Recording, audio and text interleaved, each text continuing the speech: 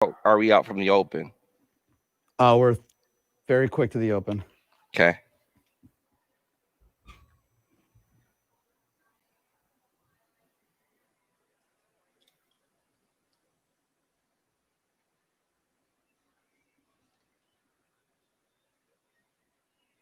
In 5, 4.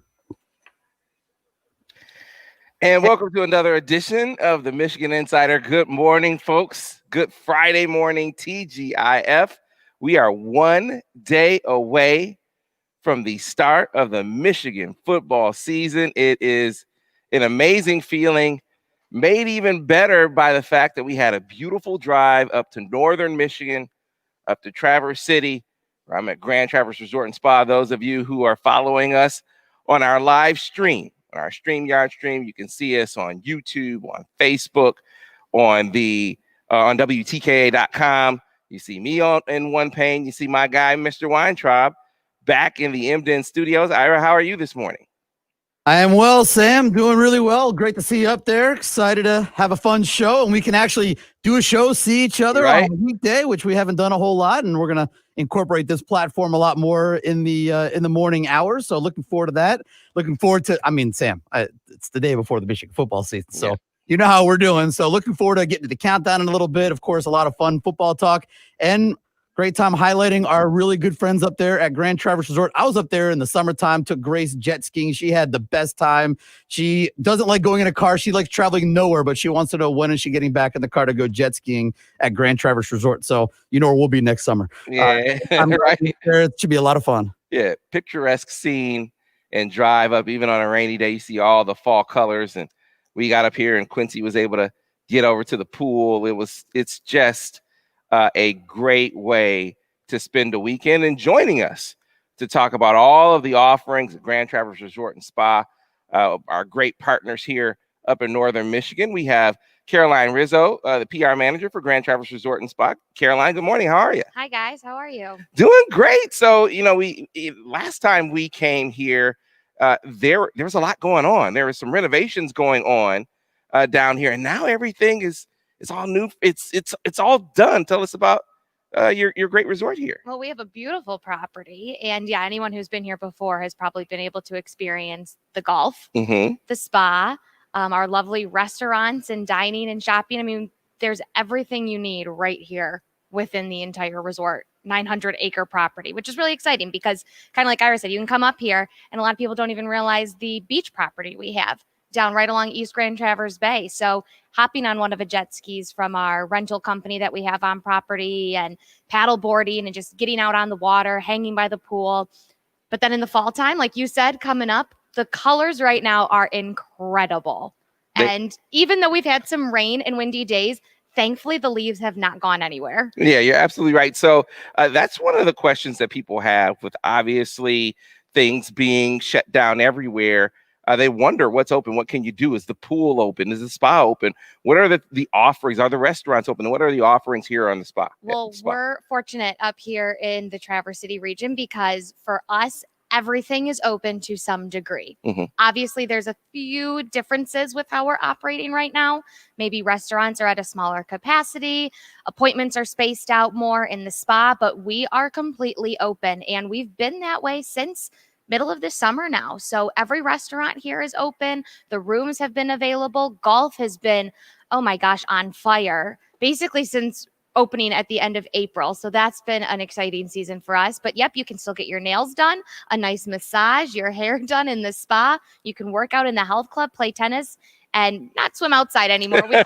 We did close that pool, but indoor pools, hot tubs, still open. Yeah, we just had to place a call down to say that we were coming down, and it was as simple as that. So again, a great way to spend a weekend. We're going to be up here all weekend, and right down here in the lobby area, I see the den. Tell us about the den over there. Yeah, so right here in our grand lobby, we have a super exciting new space that opened actually in the middle of March, right before the shutdown. So not the best of time, but we're happy to have it back open again now. It's called The Den, and it is your one-stop entertainment spot right here in the resort. You never have to leave property. Really cool features in there. Axe throwing Have you thrown axes before? I have not thrown axes Okay, before. that is the hot new thing. Super fun. And those are the first 2 axe throwing lanes in northern Michigan. You want to see me throw an axe, Ira? I definitely want to. Axe throwing, mini bowling. So a little different spin on your typical traditional bowling. You get to wear your own shoes, which is always nice. And the balls are a little smaller. They kind of fit more in the palm of your hand instead of the typical larger bowling ball.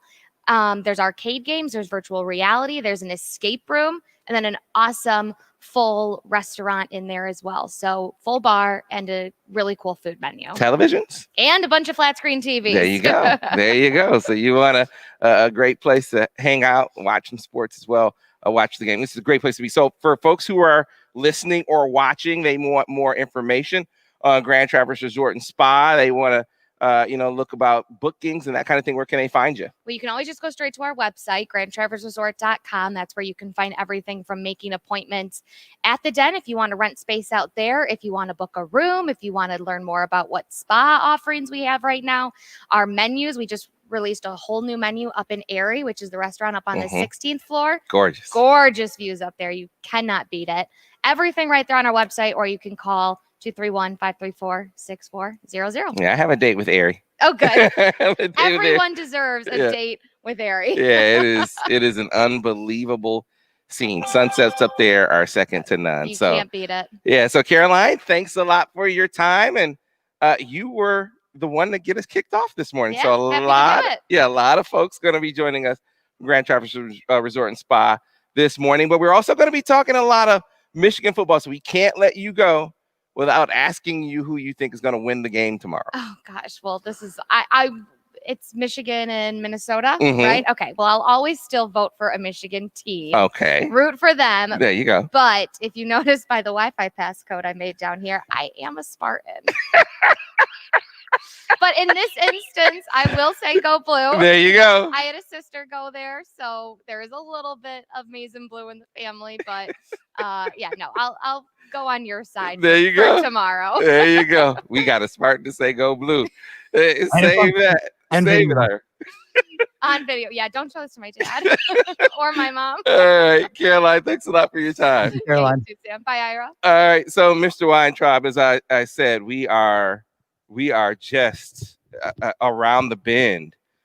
We talked yesterday a lot about the weather. Both teams have played, but the things that is becoming clear, I really feel like they're going to be down a couple of starters, Ira. Maybe not the 6 that were rumored. A lot of rumors going out there about Minnesota being shorthanded tomorrow. I think the issue is that they're going to be shorthanded on the offensive line. That really is what it sounds like. And listen, man, I mean, I know we do the picks tomorrow, but that's game swinging to me. That's the kind of thing. If you're missing 2 offensive linemen and you're about to face this front, you're about to face Aiden Hutchinson and Kwity Paye.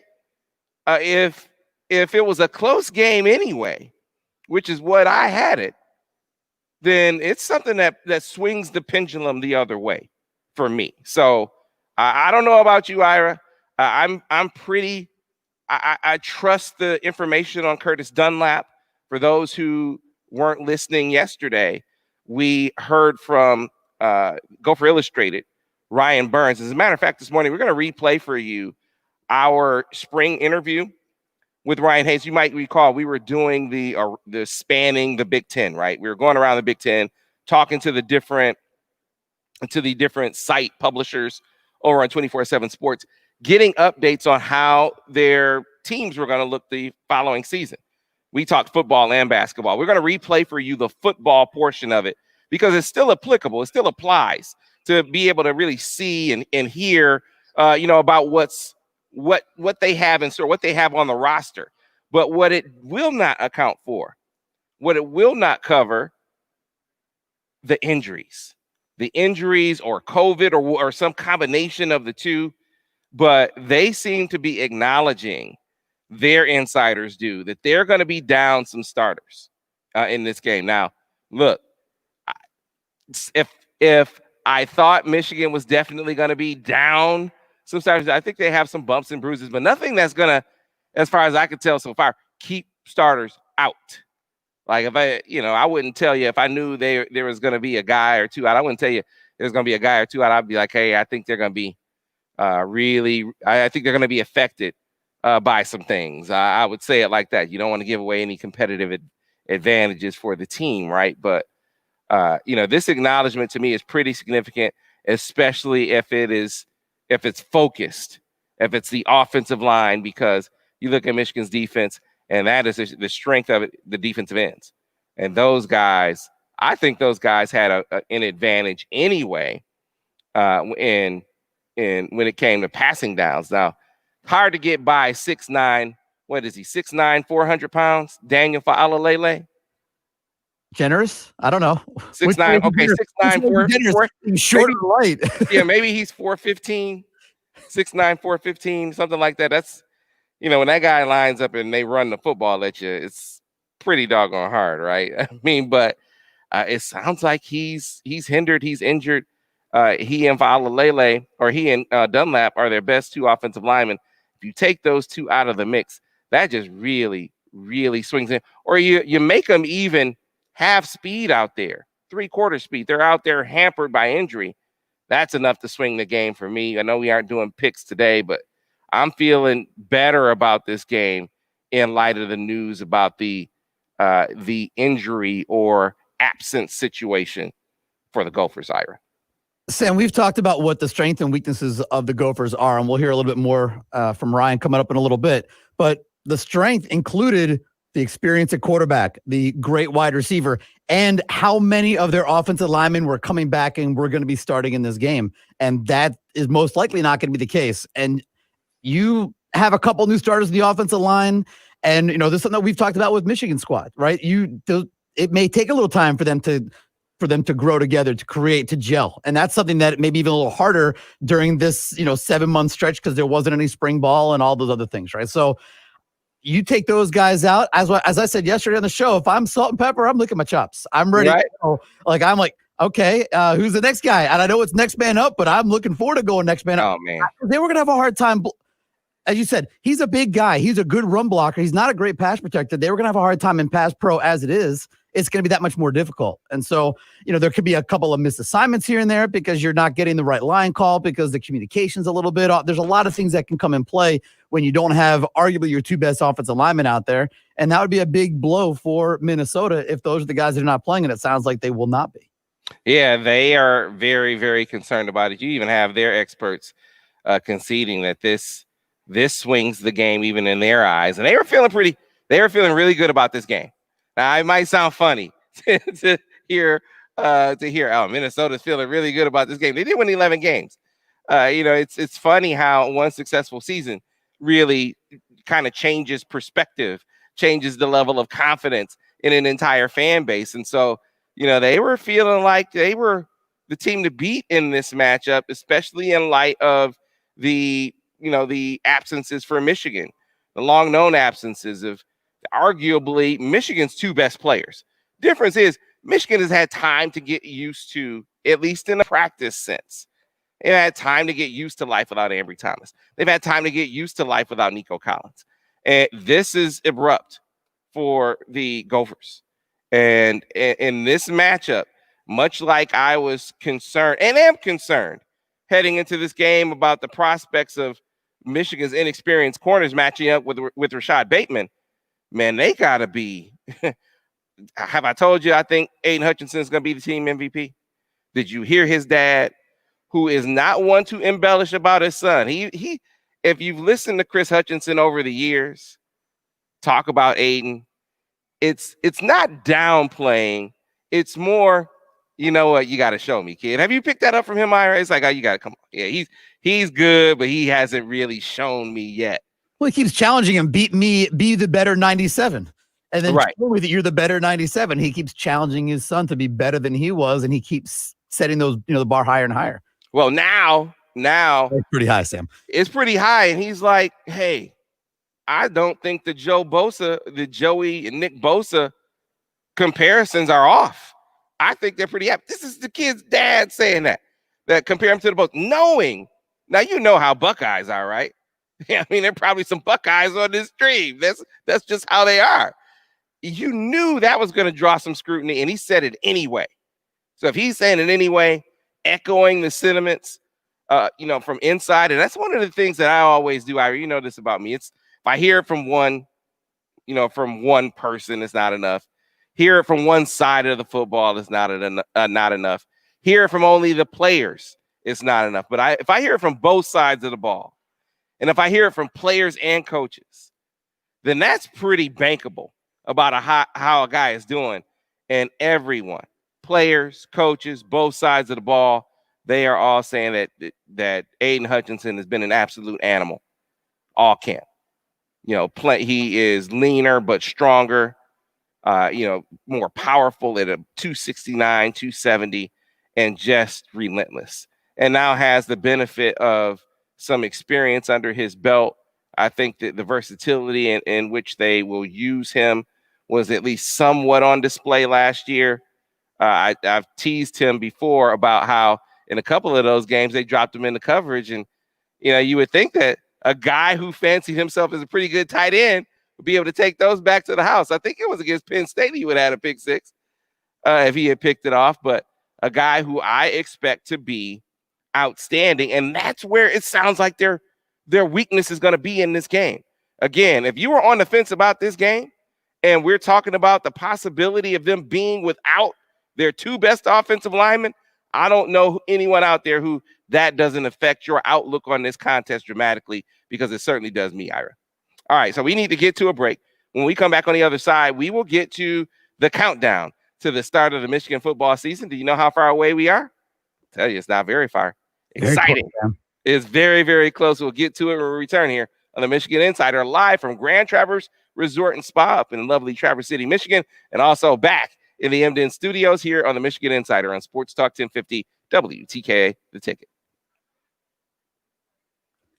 Clear and radio. PJ 7-1 and Ohio State this year. Woo.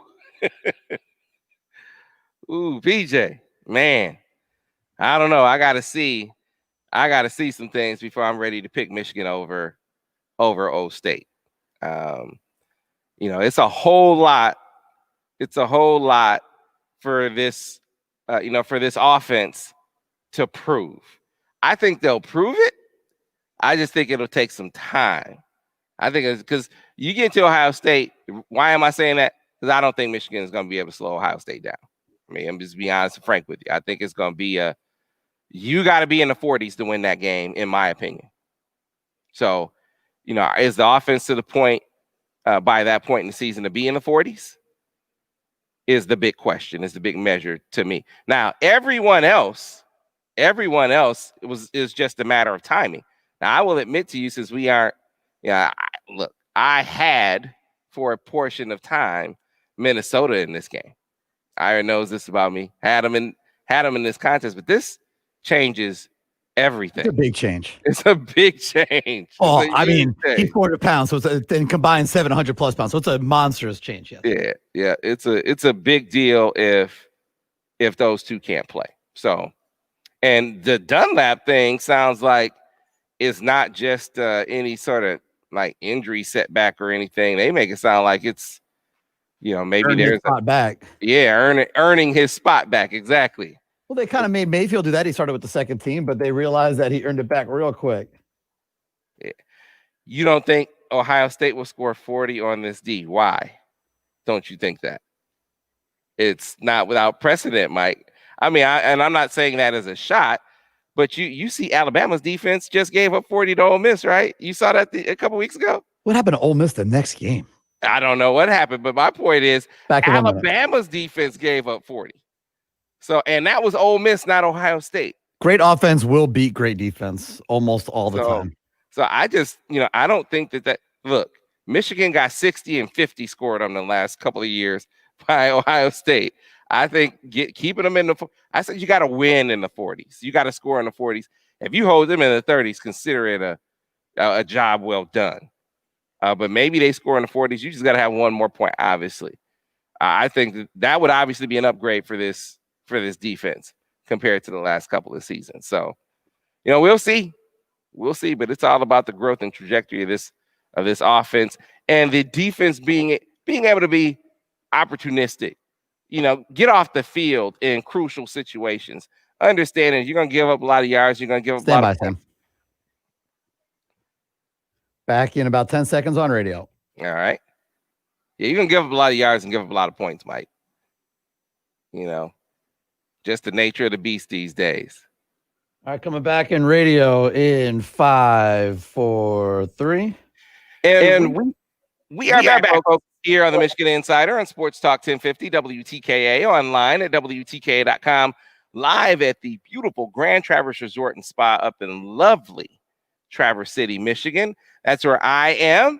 Going to have some great guests from the resort and spa all morning long, telling you about the great offerings here at their great facility and grounds. But we also have my guy, Mr. Weintraub, back in the Emden studios. We're going to be talking a lot of Michigan, Minnesota, a lot of Little Brown Jug, and we are just how many days away from the start of the Michigan football season, Ira? Sam, we are now just one day. The final day of the countdown. If I had this song queued up, we would be singing the final countdown right now. The countdown of the Michigan football season has been brought to you by our friends at Lewis Jewelers, your diamond store, proud partner of Michigan Athletics and Sports Talk 1050, WTK the ticket. I love the last one, Sam, when you say it has been brought to you by, because we are at the end of the countdown. Game day is tomorrow.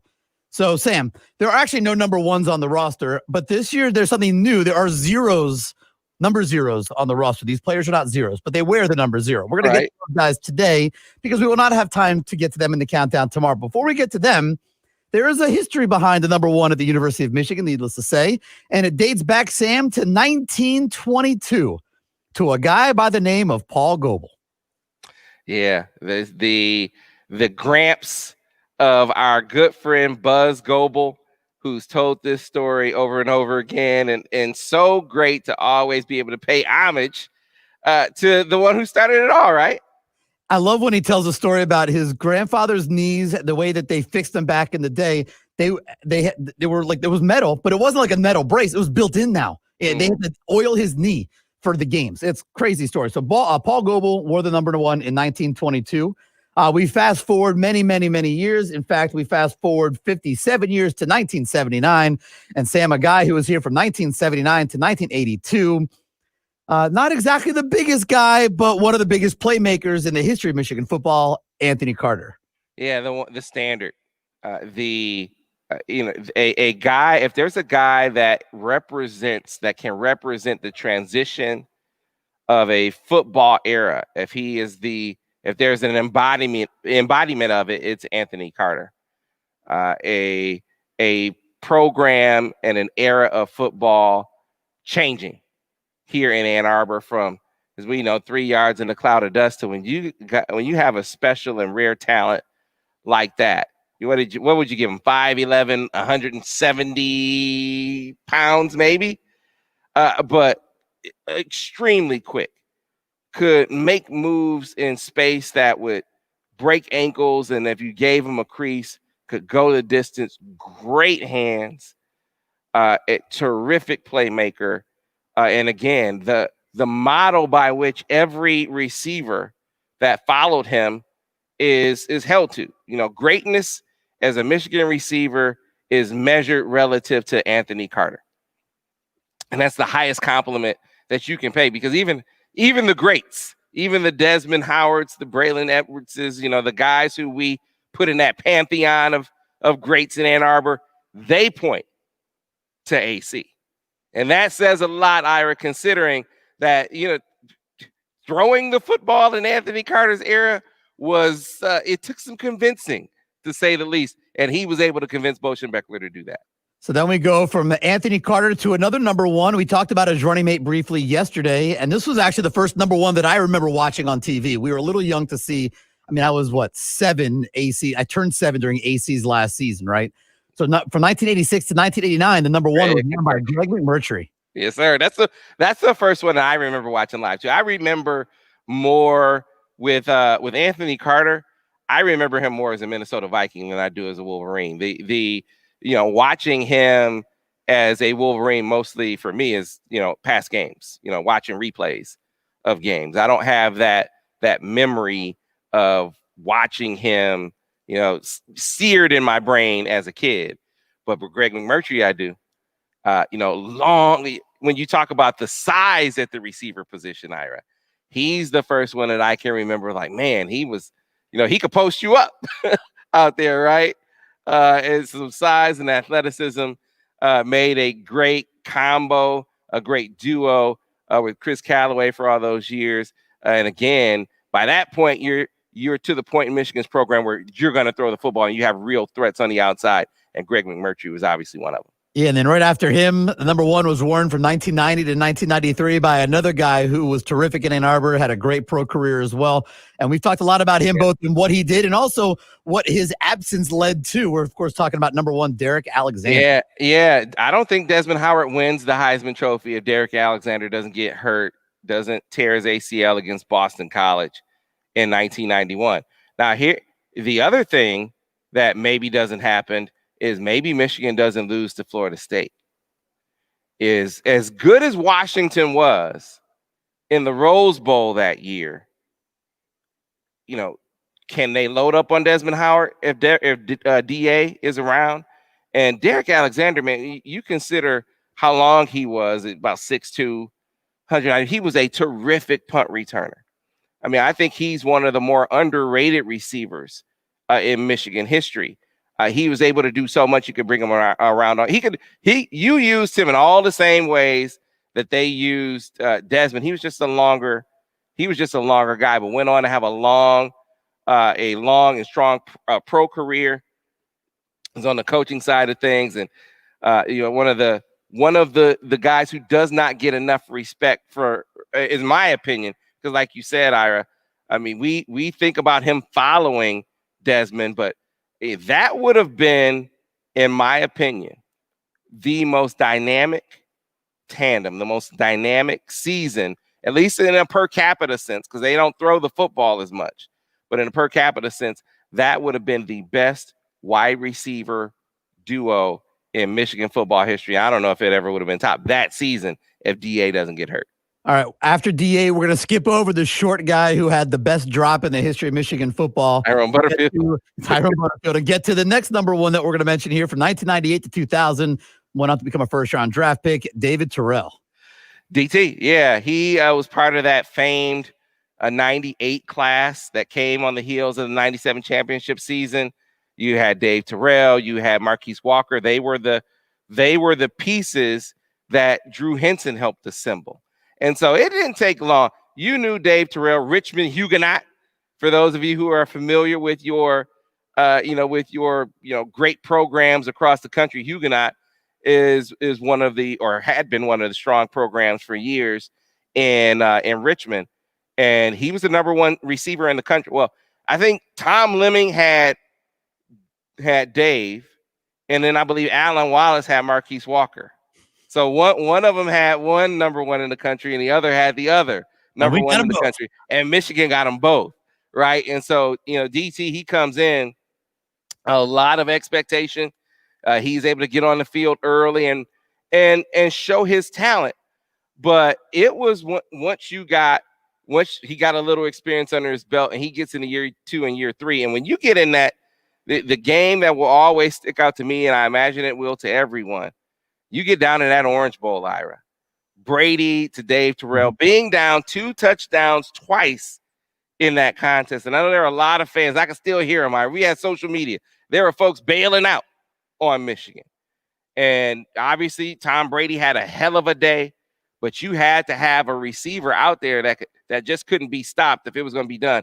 And that was Dave Terrell that day. Spin moves, catches in traffic, yards after catch. Just a terrific talent, size, power, speed. Went on to be a first-round draft pick for the Chicago Bears. And is he still in Chicago, Ira? I'm not sure where David is now. Yeah, I heard he was in Chicago. After David, it took a couple years to put another number one jersey on a player, because in 01 and 02, the next number one was actually wearing the number 80. But in 2003 and 2004, the number one, of course, was Braylon Edwards. Yeah, and he certainly has a claim on, if not AC, maybe the next best number one. I have him ranked over Dave Terrell. You saw a guy show early in his career flashes. He showed flashes as a freshman. And then, it took some time for him to work his way back up the depth chart. By the time he gets in his sophomore year, Ira, you see him become a real playmaker, even getting into that bowl game. And then the transition. You get that number 1 jersey, and he lived up to it. He lived up to the billing, and as a senior, he had one of the greatest seniors, greatest seasons, not just in Michigan history, but in Big Ten history. Established himself in the hierarchy of the greats to ever play in this conference. The Michigan State game. I mean, you go down the line. I mean, you go back to Ohio State in 2003. Some of the great plays he had in that game. He made big plays in big games, big catches. One of the greatest wide receiver athletes we've seen, and obviously following the footsteps of his dad in Amazing Blue. And one more number 1 to mention, Sam. He is no longer on the roster, but he was the number 1 from 2017 through 2019. On the other side of the ball, one of your guys, Ambry Thomas. Yeah, they miss him. I mean, I think Ambry was going to be an All-American this year. I think that, I hope that his draft stock isn't too depressed by not playing this year. I hope he can still go extremely high. But I just have a feeling that the lack of football this year is going to depress his stock some, and someone's going to get a steal because he was cusping on. I think he has the size. I mean, Ambry's 6 foot, just over, is extremely fast. Was arguably the fastest guy on the team, and then you saw him show some physicality last year as he was able to put the weight back on, which was amazing. You learned something about Bree's mental toughness last year, coming back from that bout with colitis when his weight got down to about 155 pounds. And by the time the season rolls around, he's back in the 190s up to around 200. Just amazing that he was able to get back physically and do what he did. Now you're going to have a full year removed from that, and plus a year and a half plus to have his body totally tuned and right. Someone's going to get a steal with Ambry Thomas. He, mentality-wise, you love him as well. Has that dog mentality. This is a game where I feel like they're going to miss him maybe the most all season. This contest against Minnesota today. A great talent. Love his demeanor. I think he's going to be a really, really good pro. Happy to see what's ahead for Ambry Thomas. And there are, in fact, no number 1s on the roster this season. There would have been 2. You mentioned Ambry, and of course, it would have been Nico Collins wearing the number 1 as well. But we will not have time tomorrow to introduce the new uniform number that the NCAA allowed starting this season. And you're going to see a wide receiver on the other side of the field wearing the number 0 that you're going to keep a very close eye on because he is their best player. Well, Michigan has 2 guys wearing the number 0 for the very first time in program history. One of them is a freshman from Belleville, Michigan, a 5'8", 172-pound defensive back, number 0, Andre Selden. And the other one is a sophomore from Antioch, California, Freedom High School, 5'9", 188-pound wide receiver, 0, Giles Jackson. Sam, apparently when you wear the number 0, you're not tall. Right, you got to be one of the shorter guys. Hey, I'll take it. Like both of those guys, because I think I don't know if it's maybe it's about the stature that you have to overcome the odds. It gives you a little bit of an edge, as far as the mentality is concerned. You definitely see that with Andre Selden. Let's start with him, the newcomer kid out of Belleville, Michigan, who I watched D up. So he's 5'8". What is he listed in the roster? 5'8", what? 172. 5'8", 172. I saw him in the Under Armour All-American game, in practice for the Under Armour All-American game, match up with a kid that was 6'8", 240, and D'd him up. I think that convinced a lot of people that this is a kid that's really gonna not just be a special teams player, in college, that he could compete, that he's gonna be able to be a factor. And so Michigan recruited him, understanding that in today's football, you're gonna have to have someone that you could put at that nickel spot, line them up over the slot, and be able to deal with the KJ Hamlers of the world. And that's not to say that you pigeonhole him there and say that he can never play on the outside. I'm not saying that, but to be able to have a guy that when you have a matchup like that where speed, quickness, and shiftiness needs to be matched, to have that on your roster in this day and age is an asset. And he happens to be tough and physical too, especially at his size, a pit bull, if you will. I think that you're going to see and hear from Andre Selden. And I say here because he's a talker, Ira. He's definitely a talker. I don't know if that's something that comes with the package as well, but it's definitely evident in Andre Selden, as is the case with Giles Jackson. You know, Giles came on like gangbusters last year. You saw them do so many different things, from lining them up in the backfield on wheel routes, putting them in the slot, splitting them out at times. He is a jack of all trades. And, of course, is a return man. And I think you're going to see it be in the game plan. There's a Giles portion of this is a play designed to get Giles. If we're going to get Giles some touches, I think you do that with a guy like this. And the interesting thing to me is listening to how things have evolved in camp. There was a lot of buzz, a lot of talk about Roman Wilson coming into, and rightfully so. His speed, his big play antics in practice, turning heads. There was a period of time back in September where they're like, oh man, the best receiver in practice right now is Roman Wilson, making all these big plays. You know, iron sharpens iron. Competition, you know, can pull another side out of the people that you're competing with.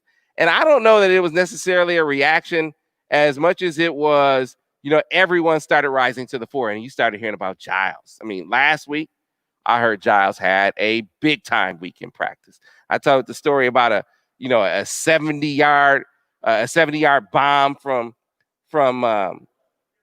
Joe Milton. He was sort of drifting to his left, eluded the rush, and winged it down the football field. And like, man, there's no way it's going to get this far. And here he is. Here Giles Jackson is running by and out fighting a safety for the football, from what I'm told, for a big play. So I think you're going to see Giles Jackson be utilized a lot more in shot plays, opportunities down the football field. Still going to see him shorten in space to see if he can make things happen with the speed and space variety, those types of plays. But you're also going to see him on more shot plays this year. I think you're going to see him be a part of the explosive play contingent for Michigan this season. So those are the zeros. They will, of course, will technically be in the countdown tomorrow, but we will not have time for the countdown tomorrow because we will have the Key Bank countdown to kickoff starting at 3:30, getting you ready for kickoff of the game at 7:30 in the Twin Cities. But we are today, Ambry Thomas, Braylon Edwards, David Terrell, Derek Alexander, Greg McMurtry, Anthony Carter, Paul Goebel, 1 day away until the rescheduled start of the 2020 Michigan football season. The countdown of the Michigan football season is brought to you by our friends at Lewis Jewelers, your diamond store. Check them out every Wednesday for Watch Wednesday. Beautiful new line of Tudor watches. Saw those the other day. Beautiful new line of watches. Check them out at lewisjewelers.com. Of course, Lewis Jewelers is proud partners. They are a proud partner of Michigan Athletics and Sports Talk 1050 WTK, the ticket. All right, we got to get to a break. We'll be back on the other side here on the Michigan Insider, live from Grand Traverse Resort and Spa in lovely Traverse City, Michigan. And Ira is back in the MDN studios. This is how we can come to you live via our StreamYard app. You can follow us over on YouTube, on Twitter, on Facebook Live, on WTKA.com. Back on the other side here on Sports Talk 1050 WTKA, the ticket.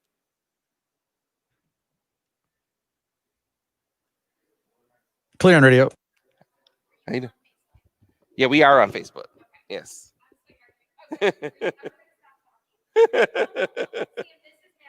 Matthew. If you can take a seat right there.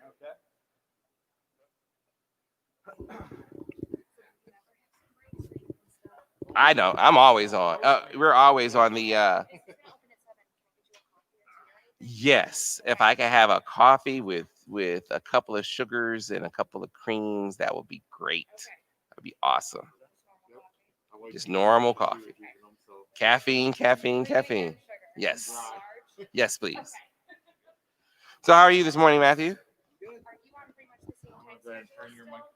Yes. Yep. Okay. We aren't off at all. We'll blow past. We'll wind up blowing past Ryan. We'll just blow past. That's fine. Yeah. See a message from your boy Ed on the screen there. Hey, Ed. What's up, Ed? Ed Davis. How you doing, man? Good to see you.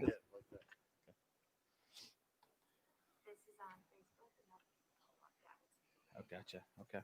So Matthew, let's get the pleasantries out of the way first. Are you a Spartan or a Wolverine? Oh, I'm a Wolverine. You're a Wolverine? Yeah. Let's see. I was at the riot when we won a national championship in basketball way back in the day with Glenn Rice. 1989? 1989. I was right there in the pyramid pulling down the stop sign. Yep. I remember watching that on the news. So yeah, he's from my hometown, Flint, Michigan. Yeah, I'm from Flint too. You're from Flint too? Okay. Yeah. So what high school did you go to? The Bentley. You went to Bentley. I was Flint Central. All right. Flint time. There you go. There you go, Ira. Appreciate it. Yeah. I remember all those boys. Eric Turner used to be down there. And yeah, Eric Turner is actually, we're going to have him on our podcast next week. Awesome. So yeah, he's still around there. I went to high school, well, not just high school, to elementary, middle, and high school with his younger brother. Oh, really? Yeah. All right. And so we stayed in the Evergreen Valley, and then they stayed on the other side of the old IMA Sports Arena. Yeah. In the Evergreen Estates. Yep. So, we are back live on radio in about 30 seconds, guys. All right. So basically, like it says on the sheet here, going to have you talk about all of the changes. The last time we were here, there was a lot of renovation going on, and so to see the finished product, you can kind of go over all of the changes that have come to the resort here in the last couple of years, and then of course, we heavy emphasis on how you're operating safely. So that'll be the focus. All right. When was the last time you were here? Man, it's 2 years ago. Oh, wow. 2 years ago. Yeah. It was a year and a half, Sam. Year and a half? Last spring. It was May of last year, but it just feels I just remember Noah wasn't born yet. That's what I remember. I remember she was pregnant with Noah at the time. Right, guys, we're coming back to the radio, live on radio here in 5, 4, 3. And we are back, folks, here on the Michigan Insider, Sports Talk 1050, WTKA, online at WTK.com. A lot of conversation this morning about Michigan, Minnesota. We just went over the countdown. We got Joe Simon coming up later on in the show where we're going to do a breakdown, our Michigan football breakdown. We got John Bacon coming on. We got the recruiting roundup. Definitely going to get the latest on Minnesota as well when it comes to what we're hearing. But we also want to highlight this morning the great place, the great accommodations that we are being treated to here at Grand Traverse Resort and Spa. That's where I am. It was a lovely drive up, as I said, to open the show. Lovely drive up yesterday afternoon, all the fall colors, and then you get to the facility and everything you need, all on these grounds at Grand Traverse Resort and Spa. And joining us to talk about all of the great offerings here at Grand Traverse Resort and Spa, the general manager and a Flint native. That is right. You have to put that in there. He is from Flint Town, just like me, Matthew Bryant. Matt, how you doing this morning? I'm doing excellent. Yeah, glad that you could join us. So let's just start. I mean, it's a year and a half, maybe even more, a little more than that since we've been here. A lot of changes have come to the resort in that time. Can you bring us up to speed on all the things that you guys have done in the last 18 to 24 months to make this place even better than it already was? Oh, sure. Most definitely. We've finished our lower level of all of our meeting space. So that's all new, modernized. We remodeled the spa, the health club area. And we added a restaurant. What actually has Flint conies that it modeled after. Oh boy, Ira, Winner. Drop the mic. Yeah, it's over. Not chicken, but coney dinner. It's over. See, you have to have someone from Flint who understands. Absolutely, the Flint coney is the best, is it not? Absolutely is. I think Detroit conies, and I've said this before. All you Detroit people that are listening right now, I'm gonna say it again. A Detroit coney is a hot dog between a piece of bread with chili flavored Kool-Aid poured over it.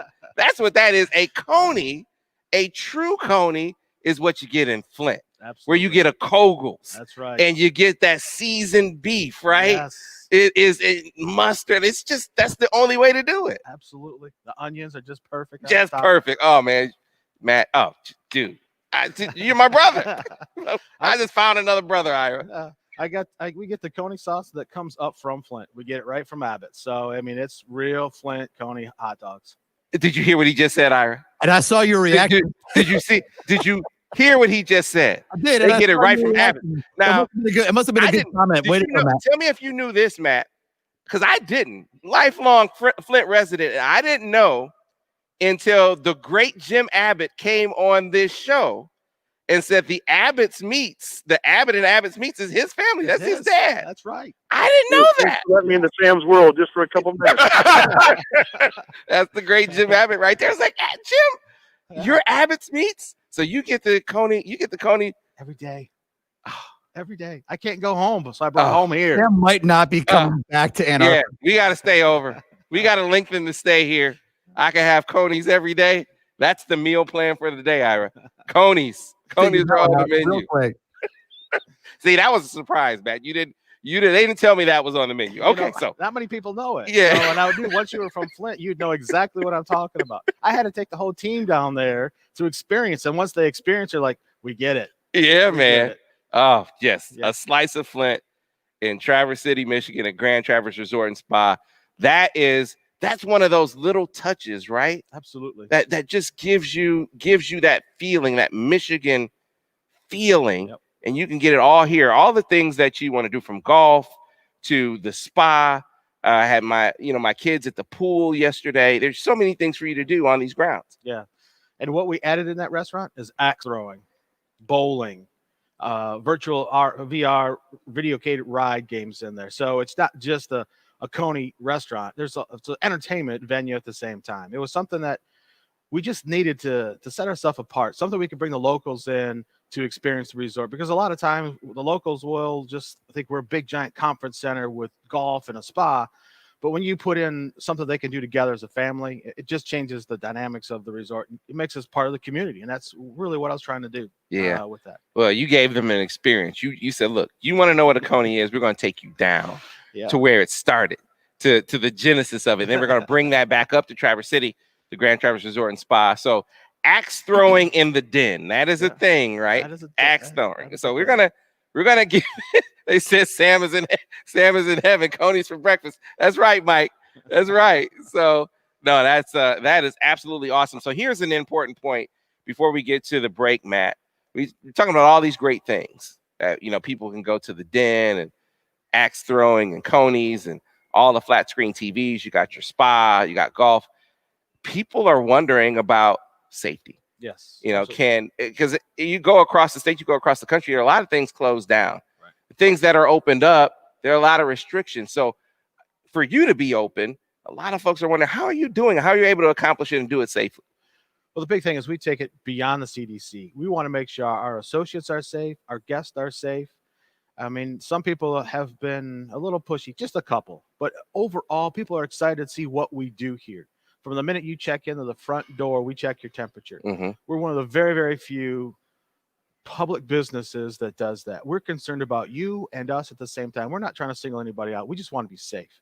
With our mask policy, it's very stringent. It's not gaiters. It's not ventilated ones. It's a regular mask is what we want people to wear inside. You get inside, you go to the front desk, you check in, you go to your room, you take your mask off. You go sit down to eat at any of our restaurants, you take your mask off. It just makes the place safe. In addition to that, we have multiple machines. They're called Clorox 360s, where they spray for fabric, the rooms, and within 35, 45 seconds, it's dry, it's not tacky, it's safe, it's clean again. And we do that throughout the day to make sure we're constantly ahead and proactive to make sure the place is safe. There are thousands of people that come in here on the weekend, so we want to make sure it stays safe, sanitized all the time. Absolutely, folks. Grand Traverse Resort and Spa. Matt, for folks who are interested, finding out more about your offerings, bookings, making their way up, where can they go to find you? GrandTraverse.com. That's where it's all at. It's right on the website. It's the best way to find it. It has all of our protocols in place, so you know exactly what we're doing. Even when you check out a room, we don't clean that room immediately. We let that room sit. We make sure it's safe for our associates to go in there and clean it if there's any bacteria left on anything. So towels get pulled out. They don't even go to laundry. They're separated in plastic bags before even our associates in laundry clean it. And then we come back and put the room back together almost 72 hours after you checked out. Yeah, that is just attention to detail and going above and beyond the CDC, as you said. Let's talk a little football. We can't let you get out of here before we talk a little Michigan, Minnesota. The talk is, folks, and I don't know if you've been paying attention, But the talk is that Minnesota's going to be down maybe a couple of starters in this game. The rumor was 6 guys. They're going to be down maybe 6 starters. Now, their insiders say 6 is not right, but they're down. They're going to be down a couple, it sounds like. And the thing that is swinging the game to me is they're talking about maybe being down a couple of offensive linemen, their best offensive linemen. And when you look at the strength of Michigan's defense, right, Matt, I think the strength of Michigan's defense is going to be that defensive line, specifically Absolutely. those defensive ends. I can't wait to watch. I mean, it's where it's going to come at. Defense usually wins a game. You look at last night's football game. Sorry to change it, but defense is really what pulled that game through.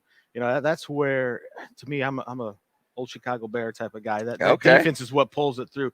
A strong defense is going to beat an offense majority of the time. I mean, it really comes down to it. Yeah. You look at this in this matchup. You know, I felt like even with, and the guys that I'm talking about are Curtis Dunlap. He was a big-time offensive lineman out of high school for IMG Academy going up to Minnesota. He had opted out early in the fall and then opted back in. And then, so this kid, Daniel Fa'alalele, he was the guy, for those who don't know, that Michigan, they had a camp in Australia, and they were teaching football. And here this kid comes walking up 6'9", 400 pounds. And he had never played football, of course. So, and I say 6'9", 400 pounds, he can play football. Let's get him stateside to like high school somewhere, teach him football. So he goes down to IMG, he learns football, he winds up getting a scholarship to Minnesota. Now, pass blocking is not necessarily his forte. He's a lot better at it than he was. But run blocking, Matt, he's a road grader. Wow. But they say that he's banged up and he might be missing in this game. That's their 2 best guys. Those are their 2 best guys.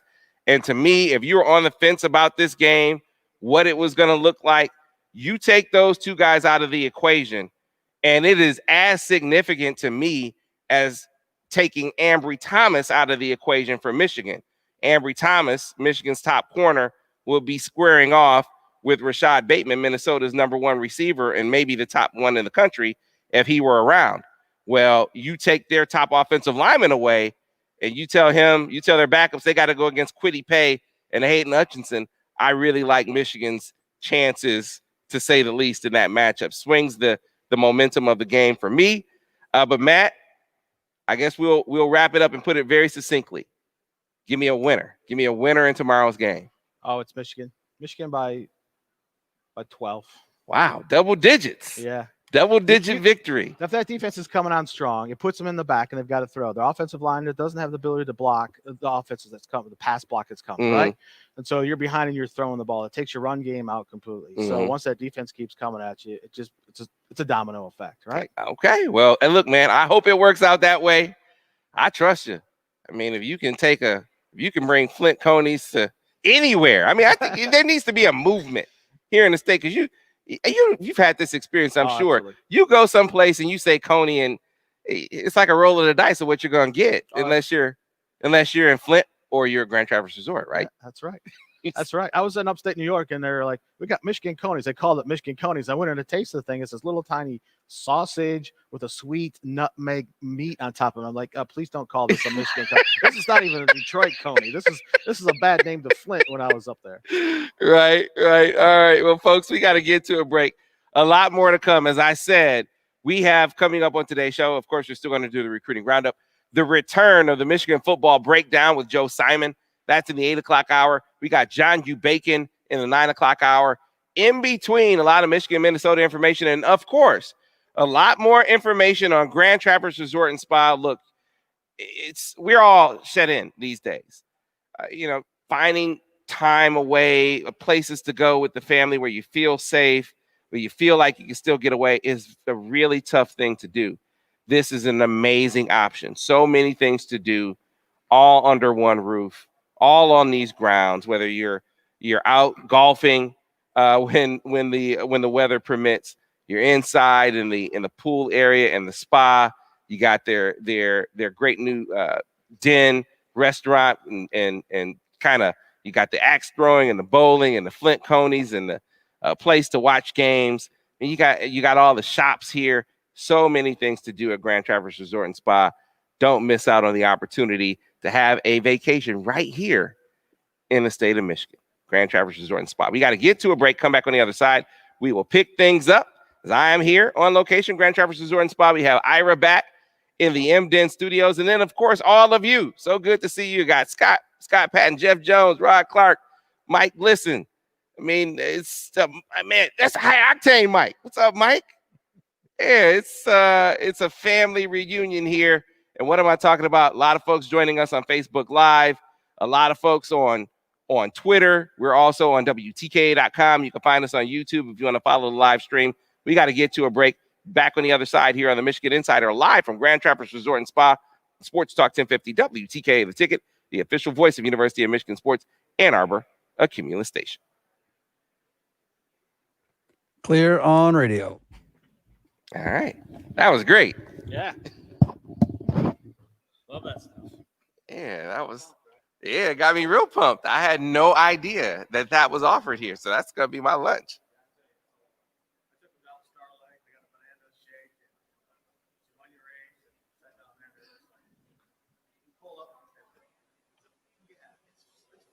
Don't worry about the trees going to the roof of that building right now. Don't worry about that shot. You're right. You're right. Yeah, enjoy this. Yeah. Focus on that. Right? No, that is. You just throw those flint conies. That is right. There you go. We'll get it, you put it right up there on Facebook Live so you can show everybody exactly what we're talking about. Yes, sir. You guys just got an education in flint conies.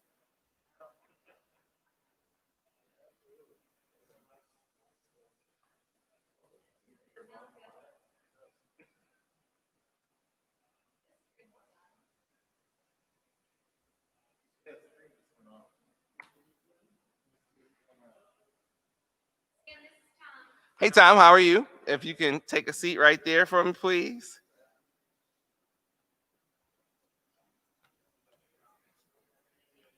And so it's just like we just did with Matt. Really, really loose and free flowing. But I got to ask you, I mean, it's kind of the initiation, Spartan or Wolverine? Ah!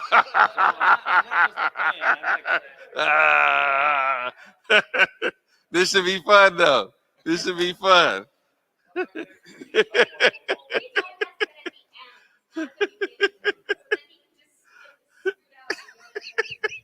I tell you who I'd love. You really? So what's the quarterback situation looking like for you guys? Really?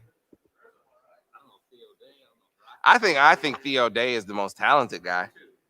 So yeah. He's still on campus. He's still on campus, but I think he's gonna go play for his dad. Yeah. I think they need to just let Theo Day just give him the ball and let him play. As far as I'm concerned. How far out are we, Ira? Still got a few minutes. All right. No, he's they're hurt more than most, Michigan State, because you're making a transition. You're trying to teach a new offense, and they didn't have spring football to really dedicate to that. So it's going to be interesting to see how good that's the wrong way. It's going to be interesting to see how bad they are, you know? Mm-hmm. I can see that. Yeah. I can see it. I'm not getting him in my. Okay, I got you. Yeah, go ahead and turn it on so I can hear him in my headset. There we go. All right.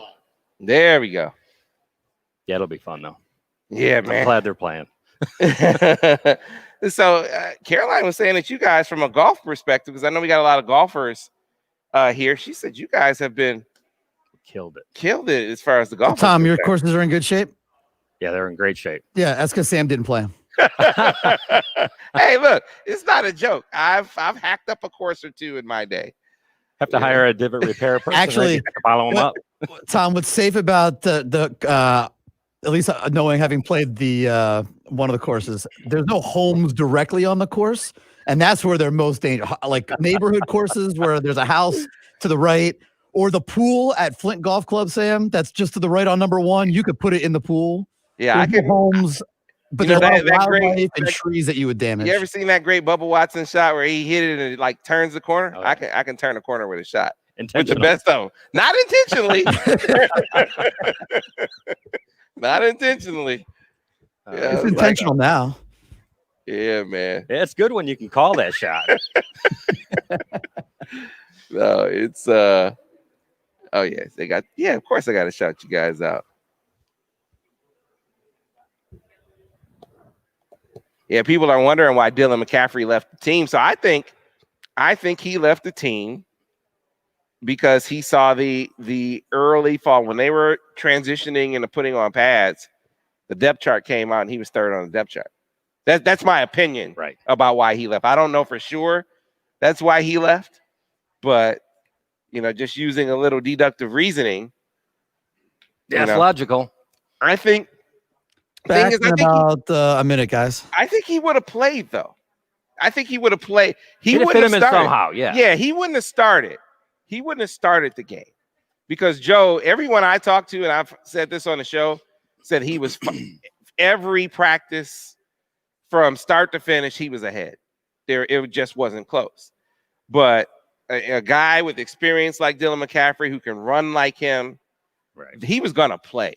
He was going to get in the game. Yeah, you can't keep a talent like that off the field. So I agree. I'm a little surprised that he didn't stay for that because it's a free year of eligibility. I mean, you don't lose anything by playing this year. So I'm a little surprised by that. But back on radio on 20, guys. I'm not surprised that he left. I'm just surprised when he left. Sure. So, yeah, but they'll be all right. Yeah, they're going to be good without him. They gotta stay injury free. And hope COVID doesn't affect you. I mean, you want 2 of everything anyway, but certainly this year you do. Right. All right, stand by for radio, guys. All right, here we go.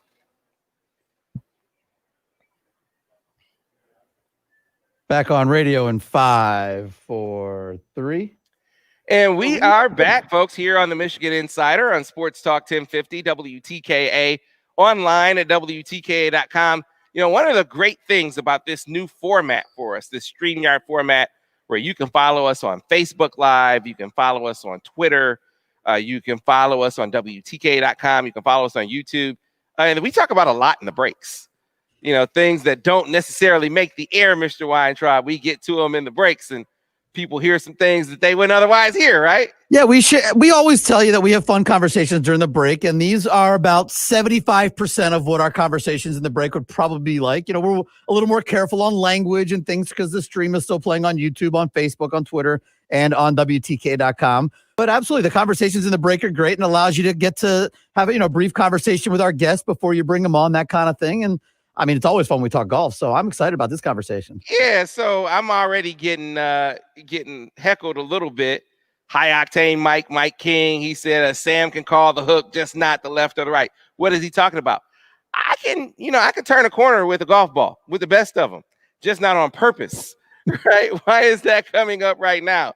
Well, I am, of course, the lovely Grand Traverse Resort and Spa in lovely Traverse City, Michigan.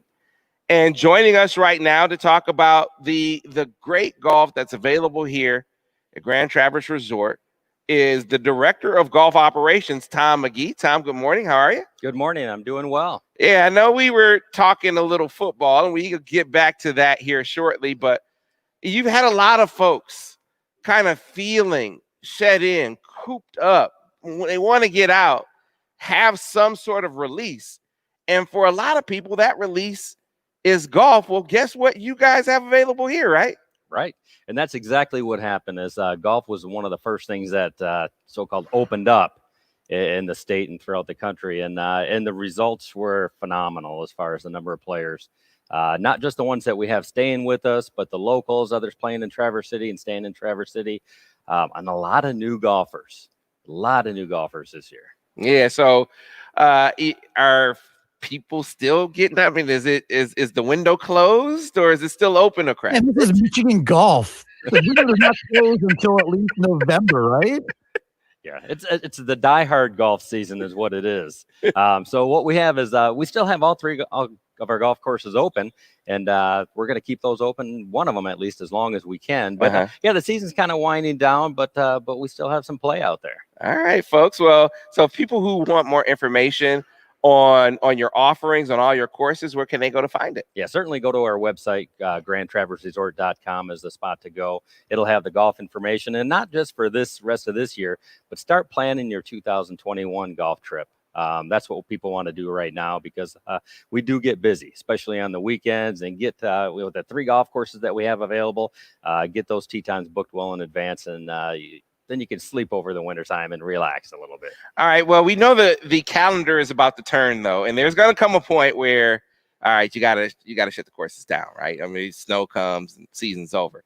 But just because winter comes around, that doesn't mean that the fun stops. Does not here anyway. No, we have a winter golf operation down here at the resort, and so we've got our golf academy that has 3 hitting bays. On the warmer days in the wintertime, we'll actually open up the bays, and they're heated. And so we let people hit balls out into the driving range. We also have 2 golf simulators. So we have those going all winter long. Okay. Well, for a guy like Ira Weintraub, that's definitely in the wheelhouse. Me, look, I need to be in the, I need to have I need to have a teacher. That's the point, Tom. I need to have someone showing me the ropes just to get it in the direction that I want the ball to go. That's like the first step for me, because, like I said, I can turn the corner. I just don't know which corner I'm going to turn. Well, coming here is the right spot. We do have 3 PGA golf professionals that are here year-round. So we've got some people that can help you out with that and straighten out that tee shot. Gotcha, folks. Grand Traverse Resort and Spa. So let's talk a little bit of football here, Tom. So, we come at this from different sides, right? Right. I mean, we're both Michiganders, both love our schools. We just happen to love different schools. Correct. Right. So you're a Spartan. I am. How bad are the Spartans going to be this year? It'll be a struggle. It'll be a rebuilding year. I'm I'm very worried about their offense. Who's at the helm at the QB position. I think their defense will continue to improve throughout the year, and I think they're going to be the staple of the team. But yeah, there's a lot of concern coming into this season, but the talent is there. Just a matter of putting it together. Yeah. Now, is Michigan State, would they have Rutgers this week, Ira? Is that right? Yeah. You guys have Rutgers this week? So, I mean, if this has to be a win, this has to be a W, doesn't it? It should be. If it's not, then it kind of sets the tone. So you can't look past anybody, of course, especially in that tough conference. But this should be a W, especially playing at home, whatever advantage you get there. Now it's hard to say, but it should be a good start to the season. Yeah, you look at the football in Jersey right now. You got Rutgers, you got the Jets, and you got the Giants. Ira, do we even call that football what they're doing up there right now? So if Rutgers gets to like 2 wins, do they become the winningest program in the state? I mean, they may want to. It doesn't even help. Philadelphia is just on the outside of the Jersey border, right? It's just across the water. They don't even want to claim the Eagles either, and the Eagles got a win yesterday. But that whole region, that's the Eagles got to win against the Giants, though. Basically between Foxborough and Boston College, all the way down to Baltimore. There's a lot of bad football in the middle. A ton of bad football. But hey, if you're Michigan State, like you said, beggars can't be choosers. You got to get this game. You compare that with Michigan's opener.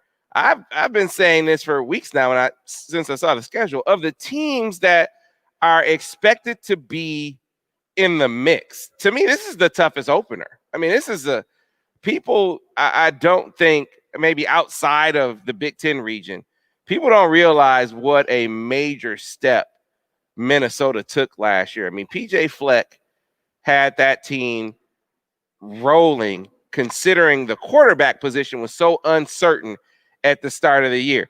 I mean, we both hope. You look with Michigan State and Theo Day, like Theo Day is going to be the quarterback, right? I hope so. Yeah, and then you look at Michigan with Joe Milton. If they can have a debut season like Tanner Morgan had for Minnesota last year, oh man, that puts you in the level, at least for Michigan, puts you in a contenders level. If Michigan State has quarterback play like that, you might get 500. That could be. And again, with Minnesota, gosh, their PJ is a great, row the boat, came from Western Michigan and brought the program over. Yeah, they opened up some eyes last year, and it's year 2 now. Now this is the time to really step it up. Yeah, you get a feel for, is it for real? You know, can you now that you aren't sneaking up on people and they know you won 11 games last year, everyone's going to prepare for you now. So it'll be interesting to see if they're going to be prepared for how prepared people are going to be for them. Yeah, that'll be a good battle. All right, folks, we need to get to a break, but before we do, Tom McGee, Director of Golf Operations, Grand Traverse Resort and Spa, if you can give the folks a rundown one more time of your golf offerings, certainly your winter offerings as well, and where they can get more information. Yeah, again, we host 3 golf courses right out of the same clubhouse, the Bear, the Wolverine, and Spruce Run. We're going to keep the golf courses open as long as we can this year with some great end-of-season discounts, but the season doesn't end there because we do have our golf academy that's open all winter long, 3 hitting bays, 2 golf simulators, and then before we know it, we'll be back on the green grass in April and playing small ball. All right. Well, Tom, thanks a lot for your time, man. Good to be here. Thank you. All right. We need to get to a break. We'll be back on the other side here on the Michigan Insider, live from the lovely Grand Traverse Resort and Spa in Traverse City, Michigan, and also from the MDN Studios back in Ann Arbor. And again, if you want to follow us on our live stream on Facebook Live, on YouTube, on Twitter, on WTK.com, our video platform is open. On all of those, we have Tim Rowley, U of M fan TR, Jeremy Turner. I mean, it just the crew is all coming together, and in the breaks, the show goes on. So it's time to get to a break now. Back on the other side here on the Michigan Insider on Sports Talk 1050 WTK, The Ticket. Clear on radio. Yeah, good job, man. Yeah, it's gonna be an interesting season, to say the least.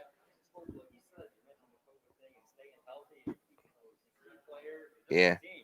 Well, you got to have, I mean, I was listening to Michigan's offensive line coach talk about it. He said, you don't have all your starters in the same meeting room. He said you put half your starters with backups. You kind of mix them up, and then half your starters with backups in another meeting and do it that way.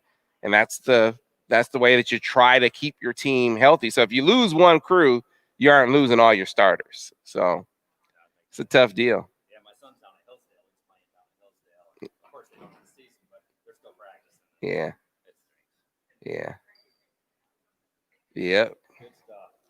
Great stuff, actually. What'd you say? I guess I could have. I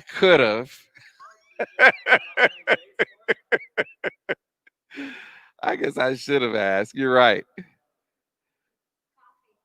Oh, thank you. Thank you very much. Awesome.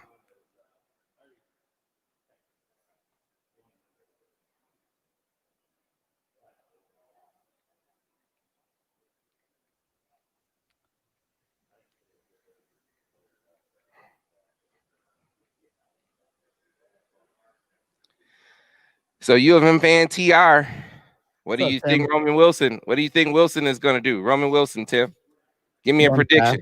He's going to run fast, Sam. Yeah, Roman Wilson is my breakout freshman receiver. Sam, check the chat real quick. All right.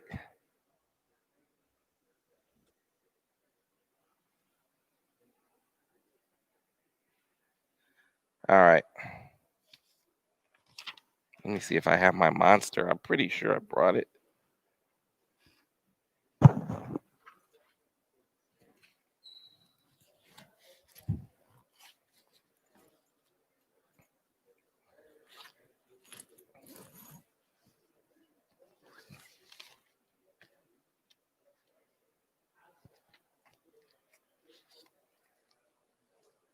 I did bring it. All right, coming back on radio here. All right. So stand by for radio in 5, 4, 3. And we are back, folks, here on the Michigan Insider, Sports Talk 1050 WTKA, online at WTK.com. So listen, we had a little bit of a detour. You got to understand something here. When you're met with a great opportunity, and we are certainly talking some Michigan football this morning. We did our countdown this morning. And in case you missed it, we are looking to try to chase down this information on the availability. How many starters will Minnesota be down tomorrow? Seems to be a lot of smoke that they're going to be down some. Maybe not 6, that was the rumor, but a couple of really significant players. And it really gets problematic for them if there's a concentration of players being lost at one position. And it sounds like they are going to maybe be down a couple of offensive linemen, which to me, as I've been saying, swings the pendulum in this game. If you were thinking this was a nip tuck affair and it was leaning one way or the other, or you were maybe leaning towards Minnesota, which, some of us were, this might swing it the other way. As a matter of fact, I know someone that it does swing it the other way for. I can't get into it right now because it's not the prediction segment, but this is a huge development. But I got to take around 6:20 tomorrow, Sam. People can get your official prediction. Right. 20 p.m. Then a kickoff. But you got to understand, I got to take a minute because a little bit earlier in the show, about 30 minutes ago, Matt Bryant, the general manager of Grand Traverse Resort and Spa, came on here and broke some news. He said they have Flint-style conies at Grand Traverse Resort and Spa. You don't understand the significance of this revelation. This means that I can have a slice of home up here in Traverse City. This means I could camp out for quite some time. I don't have to go anywhere. And I could be treated to a Flint-style coney. So I needed to get deeper into this. We got the director of food and beverage, Mickey Cannon, here with us this morning. Mickey, how you doing? I'm doing great. How you doing? I'm doing great. So were you a part of the contingent that Matt took down to Starlight and Flint to have the conies? Were you a part of that group? I was. You were a part of that group? I was. So had you had a Flint-style coney before that? Yeah. Oh, so you weren't a novice? No, I've been in Michigan since '85. Okay, yeah. See, this. Then you go some places, you say coney, they give you what they serve in Detroit. You get a chili dog. You get a This man gets it. He gets it. What you get in Detroit is a chili dog. That is not a coney. What you get in Flint, what you get at the Den is we have one of our chefs. He was a Flint native, said he had the recipe from so-and-so. So we tried it. It was great. See, this is why Grand Traverse Resort and Spa is so great. They get it. They understand. Now, Mickey, you got folks that are, aside from wanting to go to the Den and having a great coney, they have different events that they want to put on, weddings and the like. How have you guys handled, events like that during these times? We handled the weddings that stuck with us during this whole pandemic. We social distanced, served safe menus where we were not doing buffets anymore, just strictly plate ups. You get beautiful presentations on it. We did hors d'oeuvres in a different way. We did plated or assorted hors d'oeuvres. Serve it to the table. They had 6-8 different hors d'oeuvres on their plate, little finger foods. They enjoyed it. Looked pretty, looked nice, appetizing. We moved people around into larger spaces so we can do the distancing and everything. So it worked out great. Our banquet events with corporate, we've done some video and Zoom with them. Okay. And we've knocked it out the park with every one of them so far. Yeah, you got to be innovative in these times, right? Oh, you got to think. You just can't sit back and let, you got to make it happen. Yeah, you got to figure out a way. And you guys have here, you guys have some new menu items too, right? Tell us about the new offerings you have on your menu. Well, up in Erie, we just put out a new menu. We have a nice Spanish octopus. Now tell people about Erie real quick. Erie Restaurant is up on the 16th floor of the hotel. It has the best view in all of northern Michigan. Yeah, you're looking over 3 beautiful golf courses. Right now, you have the beautiful colors of the trees.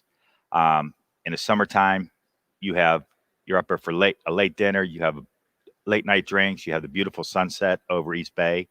You have the sunrise in the morning. We were doing breakfast up there for a while when we first reopened after COVID, and or not after COVID, but during COVID. Right, right. I don't think we're after COVID. Right, yet. yeah. After we open back up, right? But you had the beautiful sunsets or sunrises up there. It's just a gorgeous restaurant. All right. We do like the Spanish octopus. It is tender.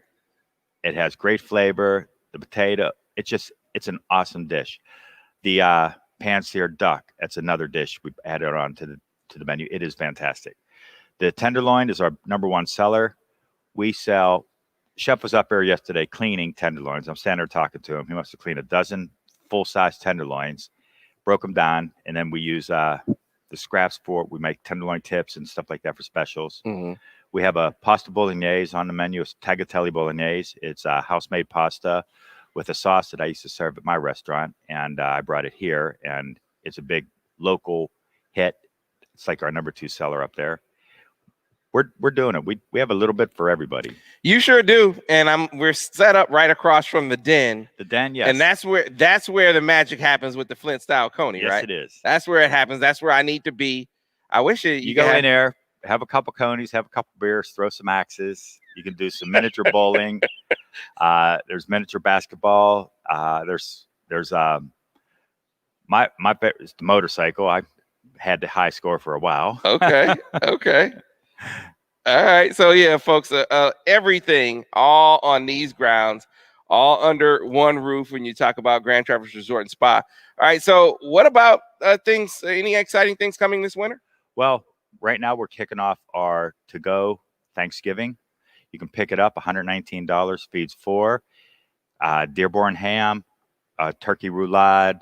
You get a choice of pumpkin pie, caramel apple pie, different sides. It's a great way. If you don't want to cook, you don't want the pots, you don't want the pans, you come pick it up, toss it in the oven, pull it out, put it on your buffet at home, and let your family go to town. Wow. Okay. Well, look, man, you guys have sold me. I guess you knew that already by the time you sat down. Oh, I saw you salivating over those Flint, so you'll get your coney. Yeah, you get it though. But did you hear the man? You guys heard the man. He said, "Yeah, that's a chili dog," what they talk about in Detroit. Exactly. That's exactly what you get in Detroit. You get a Flint style coney when you want a real coney, and that's what you get when you go. What do you think if people knew what was in a coney sauce? You know, I know now. I mean, it's cow hearts, right? It's or you can do livers and different things. Yeah, I learned that from Jim Abbott. Jim Abbott. See, I didn't know that the Abbott from Abbott's Meats was Jim Abbott. That was the meat store that was like that was like maybe 4 or 5 blocks from my house, and never knew that was the connection. So just very, very small world, but glad to see a piece of that small world make it over here. That's another thing that makes it feel like home. Listen, folks, Grand Traverse Resort and Spa is a great option for you where you aren't. It's not like you're going on vacations and traveling as much as you used to pre-COVID. And so what can you do in that time and still be safe? Coming to Grand Traverse Resort and Spa is a great option. So Mickey, thanks a lot for your time, man. Well, thank you, sir. Before we can't let you go without letting you pick tomorrow's game, Michigan, Minnesota. Who you got? Well, I got to go with Michigan. My daughter went to U of M, and we'll go with Michigan by 7. Okay. All right. We got another pick for the Wolverines. Now, McCarthy's not starting tomorrow. No, he opted out. Yeah, he opted out, and we'll see where where Dylan winds up. But no, it's Joe Milton's show. They haven't officially named him, but it's gonna be Joe. It's gonna be Joe. And the question to me is how quickly does he and does the entire offense settle in? And why do I say that? Because they've been in practice, and you guys know this if you follow us at all, what we've been talking about in practice. I mean, the explosive plays that they've been able to display in practice in the throw game, how quickly will that manifest? I think they feel really, really good about where they are running the football. Who's their running back this year? So they have a true stable. You got Chris Evans, who's back. I think the starting running back, so I'll give you my depth chart. I think the starting running back is Zach Charbonnet. Okay. He's coming off of an off season where he was able to get that knee totally healthy, because he comes in last year, gets his knee scoped, and misses all of spring ball. By the time the season rolls around, he's back and he's running, and he's running well. But after that Army game, where he got like 30 carries, he got banged up a little bit. And while he got well enough to play, he was never quite the same. Right. He was able to get healthy during the offseason, and he is just running at a level reminiscent of how he ran in high school when he was a top recruit. Everyone that I talked to that has seen him, and from here, from back home, out in Cali, they all say that he just looks different. He just looks better. Now you throw Chris Evans back in the fold, and some of those plays that we saw last year, receivers running. So Giles Jackson and Mike Sainristil, and in some instances, it was Donovan Peoples-Jones lined up in the backfield in what we would call the R position. These is a position that a pass route that you would have a running back run. They were running those with receivers. Oh, yeah. Now you can do that with a running back in Chris Evans, who they recruited him as a receiver initially. And there's no linebacker going to pick him up out of the backfield either. Yeah. He's too quick. Yeah, he's a bad matchup in a lot of those, most of those situations, whether it be a linebacker or a safety. And so the same thing with this young kid, Blake Corum, this true freshman who is the fastest guy in the room. And I think they've been really impressed with his ability to give them some explosive plays from the backfield. I mean, you give him a crease, he can go the distance. So I mentioned all these guys before I get to the running back that I thought was the best guy at the end of last season, and that was Hassan Haskins. Still a tough and physical runner, great vision, runs with great balance. I just think that it's going to be an interesting balance for them to see how they deploy this stable, because you got 4 backs that all can play. Can you play 4 backs regularly? I think we're about to find out. Yeah, we're about to find out. So at least 3 of them. Big Ten. I see. I can't. I'm not gonna make the pick. Ohio State at the moment is the team favorite to win the Big Ten. But I'll tell you this: a lot of my projection about Michigan was based on this game tomorrow, and my view of this game has changed tremendously based on what we're hearing coming out of Minneapolis about their offensive line. If they're down a couple of offensive linemen, they aren't going to win this game. Right. They will not win this game if both Fa'alele, if both Fa'alele and Curtis Dunlap are out of this contest, they will get beaten. So that'll be something to watch for. But our guest has been Mickey Cannon, Director of Food and Beverage here at Grand Traverse Resort, which is where I am. We have Ira back in the MDen studios. We have all our friends on YouTube, on Twitter, on Facebook, on WTKA.com. Mark Petoskey, Derek Bump. Hey, how are things in St. Louis, Derek? I mean, we got the whole crew joining us this morning. Christopher Coatley. We are, if you want to join us on the live stream, we keep it going during the breaks. That's where we're going right now. We do have the recruiting roundup coming up this hour as well. So if you have questions about recruiting, you can throw that in the chat as well. We'll get to those. But right now, time to get to a break here on the Michigan Insider on Sports Talk 1050 WTK, the ticket, the official voice of University of Michigan Sports Ann Arbor, a Cumulus station. Clear on radio. All right. So I really haven't heard anything from their practices. Any word on how Joe Milton is running? So, Christopher, you aren't on the MichiganInsider.com, clearly, if you haven't heard anything from practice, because we've had a lot of practice reports. And so, Joe, I'm almost hesitant to dive real deep into it, because he was doing really well before they put on pads, and things haven't really changed in that regard.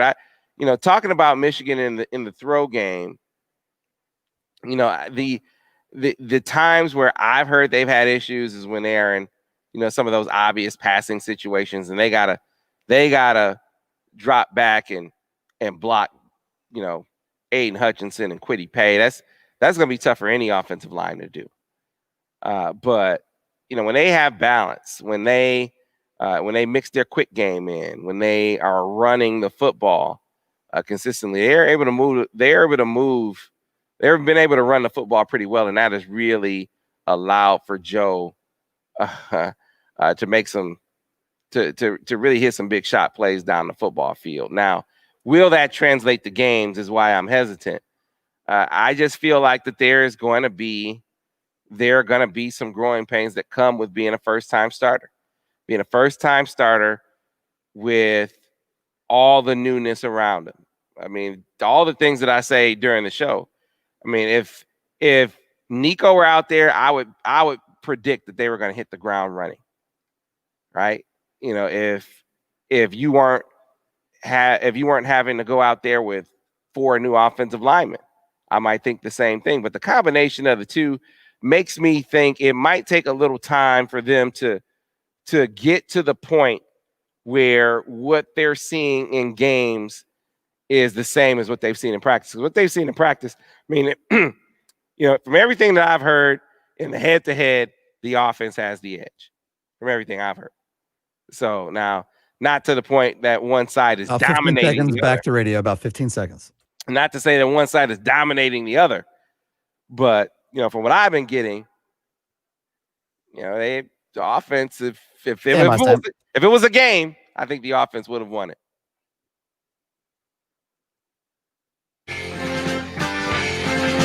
It's time for the Recruiting Roundup, your A to Z guide for Michigan football and basketball recruiting. Here's Sam Webb. That is right. How about that? Recruiting Roundup. This might be the earliest recruiting roundup in years, right? But there's a lot for us to cover. So what is the recruiting roundup, folks? Where it's the time of the show where we give you the latest and the greatest in football and or basketball recruiting. Take your recruiting questions at this time and this time only at 734-998-1050. You can tweet us at Michigan Insider.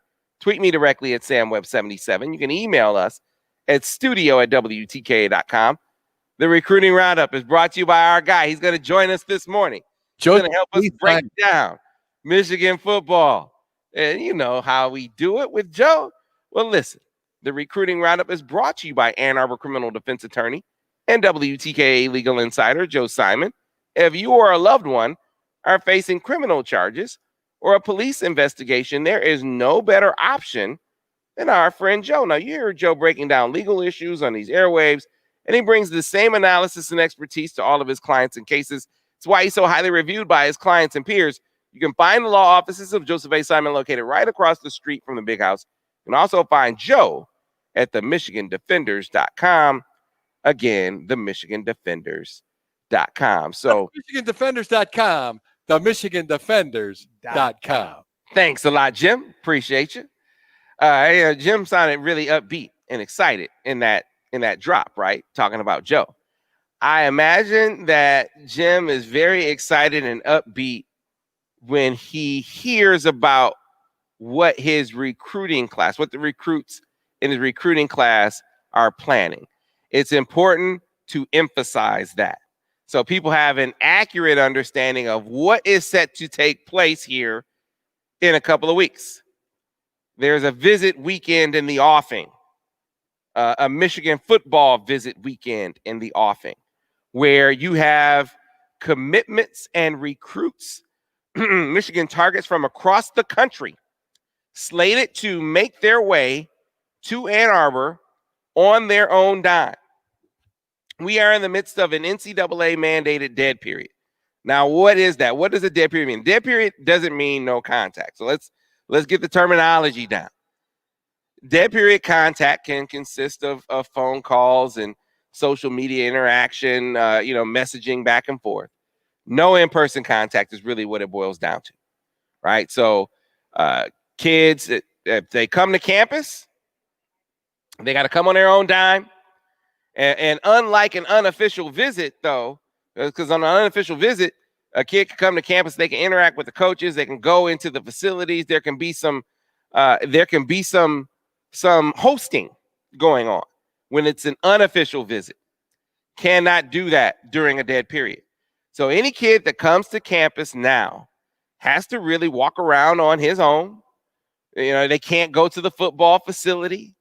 They can't interact with the coaches. I've said this before. So you got your phone, right? Talking on the phone to a coach while you're walking around campus, can't do it. FaceTime, coach, what do you think of where am I going? Tell me about it. Can't do it. No interaction with the coaches, with players, with the program during a dead period visit. Now, Michigan's had some success with guys coming on dead period visits. I mean, Tristan Bounds came up and had a dead period visit and committed. You have Marlon Klein, who we just went to see over at the MichiganInsider.com, the tight end, the German-born tight end that's playing down in Georgia. He was a dead period visitor, committed to Michigan. The Wolverines, not everyone. There was a kid that came on a dead period visit that wound up going to Notre Dame. There is another one that they are out there with. They have a shot at. He took a dead period visit to Michigan and to some other schools, including Penn State, talking about George Rooks, the defensive lineman. So the point is that these visits are happening, that Michigan has had a good track record with some of them so far. And they are going to have an opportunity to maybe take it to an entirely different level coming up in a couple of weeks. Because set to come to campus are a number of guys that are committed to Michigan, guys who have already confirmed, and this is by no means meant to be a full list, but J.J. McCarthy slated to be in town. Jaden Hood slated to be in town.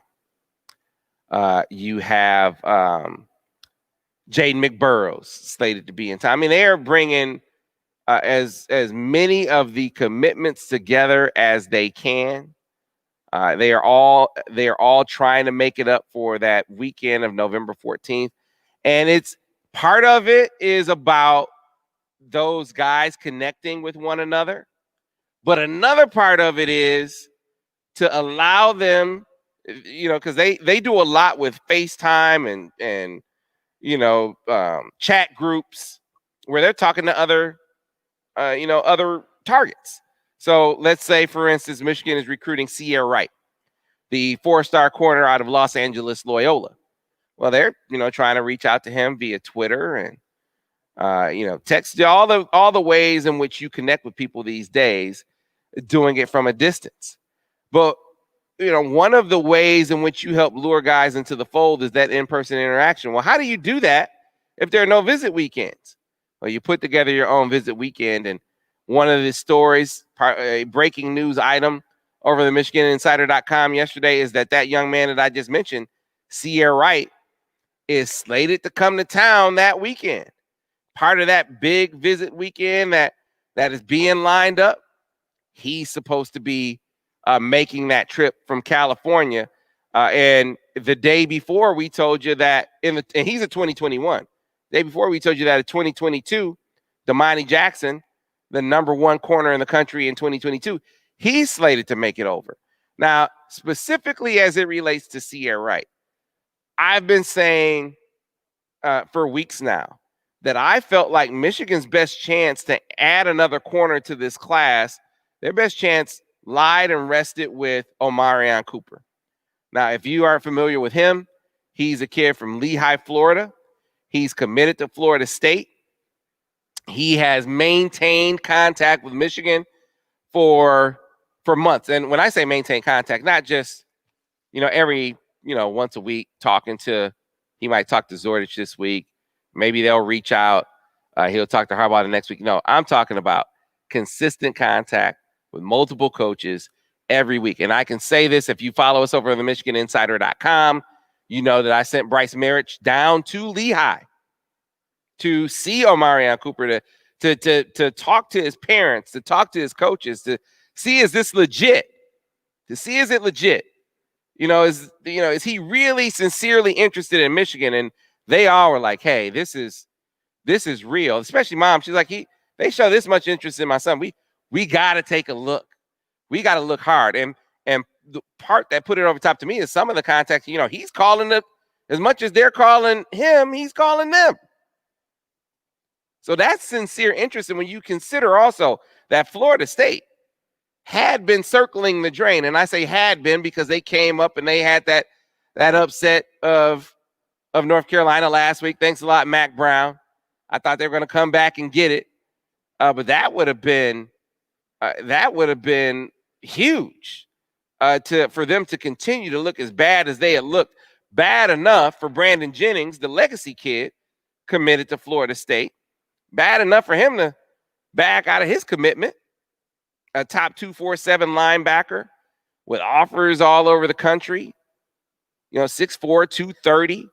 A kid that, oh man, oh wow. Let's pause the recruiting roundup for a second and do a little bit of a presentation. Can I show this to the camera? Ira, can you see that? What does that look like? Doesn't that look like gold on a plate? That's gold on a plate, Ira. There you go, Sam. You are one. Oh boy. See, we're gonna have to cut the recruiting roundup a little short. Not right now. Like I'm gonna cut it like 5 minutes short so I can dig into my conies. So let's go to hyper speed because my guy Mickey just took care of me. So here's the deal. Brandon Jennings backing out of that Florida State commitment was symbolic to me because if the guy who is a legacy kid and the marquee member of the class, if he backs out, then that sends a signal to the rest of the guys. Man, this is a sinking ship.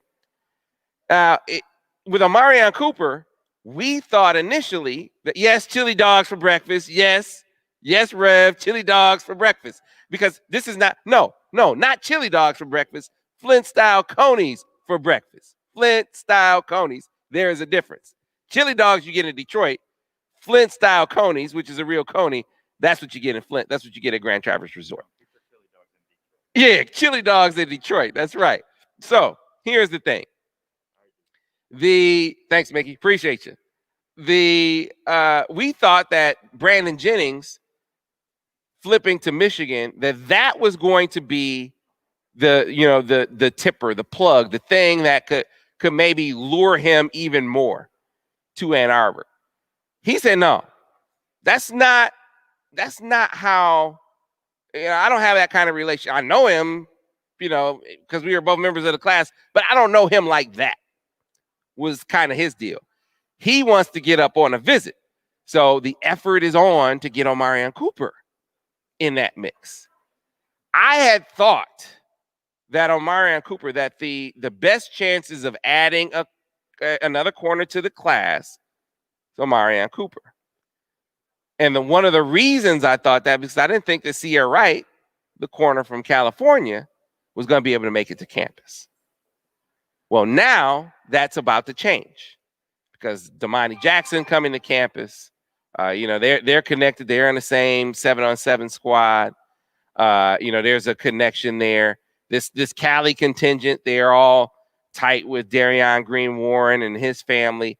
So you got a connection that's kind of rising up and bubbling to the surface, and to have all those guys on campus together at the same time is a thing.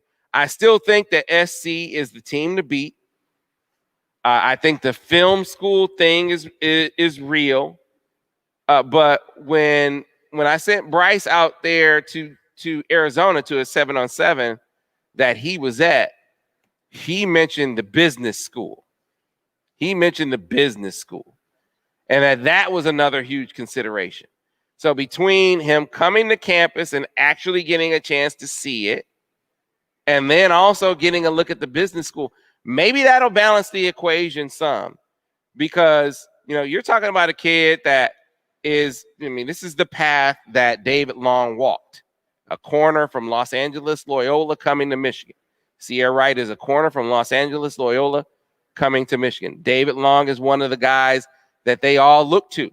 That's who Darion Green Warren looked to, for instance, right? In getting some information on Michigan and on Zordich. And so you see these plugs and these lures here that could enhance Michigan's position. I still think that Omarion Cooper is the best shot at adding another corner. But the news yesterday that Sierra Wright is going to be making his way to campus here in a few weeks, that to me removes the sure thing, the huge crystal ball advantage, if you will, for SC in this race. I mean, still a formidable foe. Dante Williams, the corners coach out there, is an excellent recruiter, has established a really, really good vibe with them. But you get them on campus around the other recruits. And it's important to note, around the other recruits, this is not something that Michigan has anything to do with. Michigan's coaches and players. I mean, this is something that the recruits have put together organically themselves, just by calling one another and asking their parents, hey, can we go up on this date? And having some of the other recruits ask their parents the same thing. Next thing you know, they're saying, yeah, we're going to be there. And then they call up these uncommitted guys, say, hey, we're going to be on campus this week. Might you roll up? Damani Jackson? Yeah. Sierra Wright? Yeah. I've heard that call is going out to Donovan Edwards. We'll see what he says, right? So it's going to be a big deal, similar to what Oklahoma did one. Their recruits. Ohio State has one. They have a name for theirs, Ira. It isn't like the Buckeye. It's the Buckeye something. I can't remember what they're calling it, but they have a visit weekend. So, and not a traditional visit weekend where coaches are hosting and players are at games. This is just a bunch of recruits coming to campus on a game day weekend to experience campus themselves and together. It's a great idea by those guys, and Michigan could ultimately benefit from it because they can wind up landing a recruit or two based on their ability to interact with other guys that they might come to Michigan with. Now, folks, let me show you. Look at this gold on the plate. Those of you who were with us on the stream, can you see that? See, this is what a coney looks like. All right, you got a toasted bun. Let me describe it to you for those who can't see it. You got a toasted bun. You got a Kogel's. You got nice seasoned beef, not soup. See, in Detroit, they pour soup on a hot dog. That's what they do in Detroit. They go to the Faygo factory and they get chili flavored Faygo and pour it on a hot dog. That's what they do in Detroit. See, I see all you Detroiters on here. In Flint, it's a delicacy. A chef makes this. It's not. You don't have chefs making conies in Detroit. Yeah, they don't do that. It's real easy. You get boiled hot dogs in Detroit. You could get a Detroit coney at a 7-Eleven. You can't get a Flint style coney at a 7-Eleven. So this nice Kogel dog with seasoned beef on it, onions just right. This is how it should be.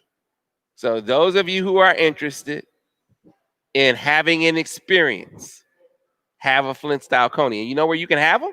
Of course, Flint. But if you're on your way to Northern Michigan and you want a vacation right here in the state with a picturesque setting and scene with all the fall colors, you want some golf in your day or weekend, you want something for the family to do where you have shops and a spa and the pool, all done with safety in mind, and Flint style conies. Grand Traverse Resort and Spa. Grand Traverse Resort and Spa. How many times can you eat while I play 9 holes is the question. Can you tell how much of a fan I am, Ira? Can you tell? Yeah, I can tell, Sam. All right, so it is 7:55. I think you guys will allow me to take, because that was a pretty long recruiting roundup. So if we can take a break now, I can dig into early for a reason, Sam, just so you could eat. I can dig into these Flint style conies that were made special for me for breakfast.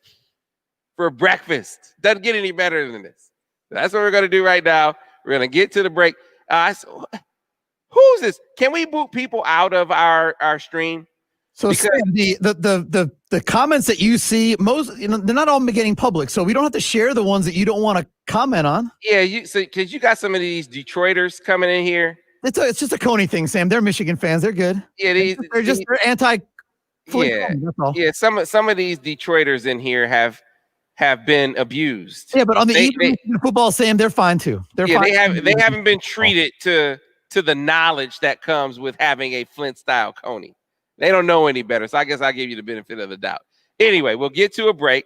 When we come back on the other side, it'll be time for the Michigan football breakdown with our good friend Joe Simon. He has been gearing up, getting ready for this season. We had such a great time last year. So many people wanted to know, is Joe going to be back? The answer is yes. He will be with us on the other side. Hopefully you will too, here on Sports Talk 1050 WTKA and online at WTK.com, whether that's on the stream or on our StreamYard video app, which you can find on WTK.com. You can also find us on YouTube. You can find us on Facebook Live. You can find us on Twitter. And, of course, you can comment. And if you get in the comments, can you please, those of you who know what the real Coney is, can you take care of these Detroiters that are infiltrating our stream talking about Detroit Coneys are the way to go? Can you take care of that for us, please? Thank you. We got to get to a break. Back on the other side here on the Michigan Insider, live from Grand Traverse Resort and Spa. Sports Talk 1050 WTK, the ticket, the official voice of University of Michigan Sports, Ann Arbor, a Cumulus station. Clear on the radio to eat. And everyone's going to watch Sam Webb eat a Flint-style coney, and we're going to also add in our good friend, the Silver Fox. Good morning, everybody. Sam, I'm not going to interrupt you, Sam. Sam, I'm waiting for that big voice guy to say top dog of the week right now for you.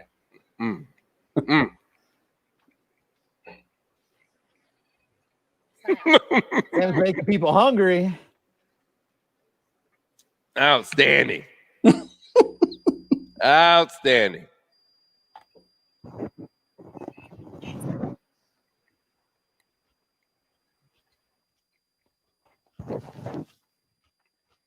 Well, Steve, I'm not real good at this, but hi back.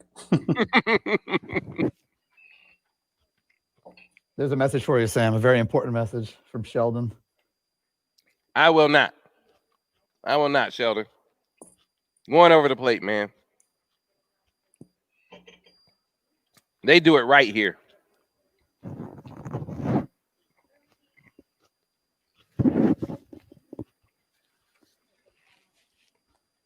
See, we got some Flint representatives in here. They get it. How you doing, Joe? Sam, it's good to see you. Haven't seen you in so long. Been a minute, man. Yeah, I'm well. Can we get a parlay card that you can hold up, and then we can, pick an 11-game parlay together? Do that one. By the time you're on the air with us tomorrow, live from, it may be a little late to get into all the action. Yeah.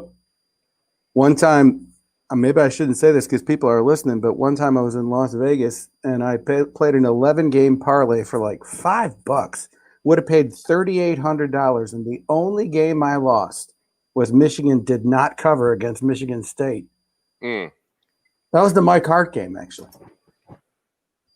The little brother game. I'm sorry, guys, man. I'm sorry. I'm sorry, Jeff. I wish I could share. I know, Matt. They went and fired it up just for me, man. Theus is one of our favorite guys on Twitter. He's going to anger you a lot. I don't think you want me to put his comments on the screen. Theus is from Detroit, right? Yeah. That's why. I'm going to hold it against you, Theus.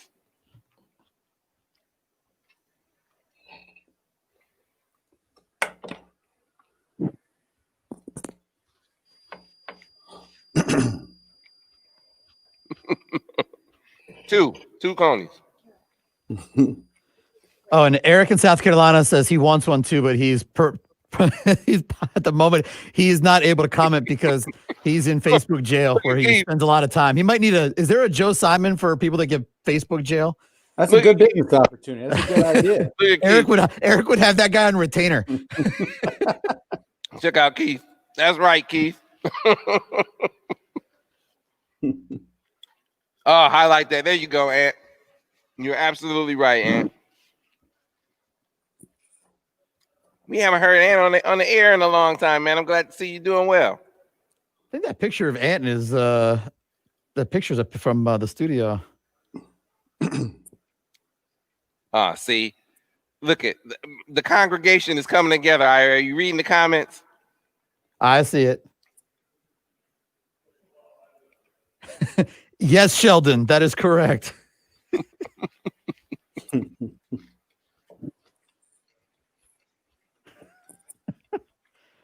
This man here. Wait, where are we? This man here knows what he's talking about. James Blow is right. That's right, James.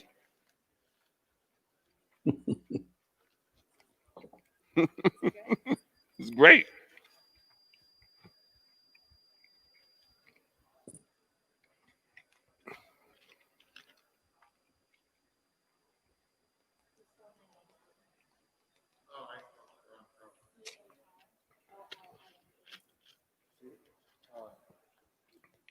Everyone wants conies for breakfast now. Who knew? Maybe we're starting the thing. Take a back seat, Wheaties. We have a new breakfast of champions. I admit I've never had a coney for breakfast before, but it works. It works.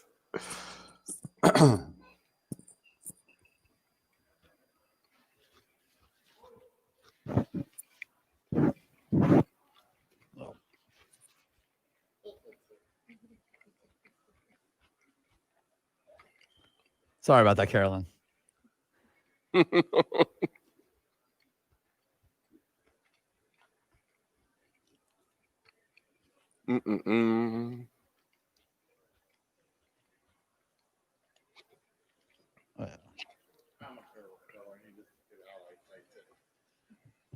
I got you, Theus. Definitely drinking the water this morning.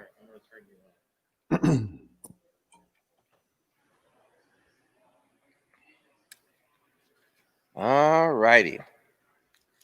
So are we going to have Dawn? Is she coming on? She is just stuck in traffic. Okay. If you can move her to like 8:30 or after. Yeah, we can push her. We'll push her. We'll be okay. We'll make that work. It'll be towards probably later than 8:30 though. Probably about 8:45. Yeah. I will tell her that. All right, so a couple minutes of Carolyn, and then we'll get to Joe and his football breakdown. Can't wait to talk football with Joe. We are back, guys. Stand by. And lady.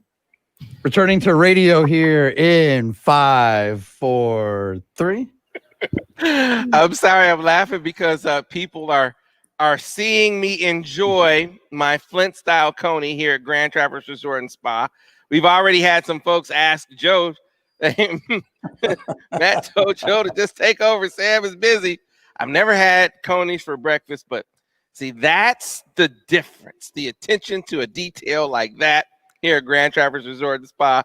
I love Flint style conies. They offer them at the Den. They know how much I love them. And so they brought me a couple.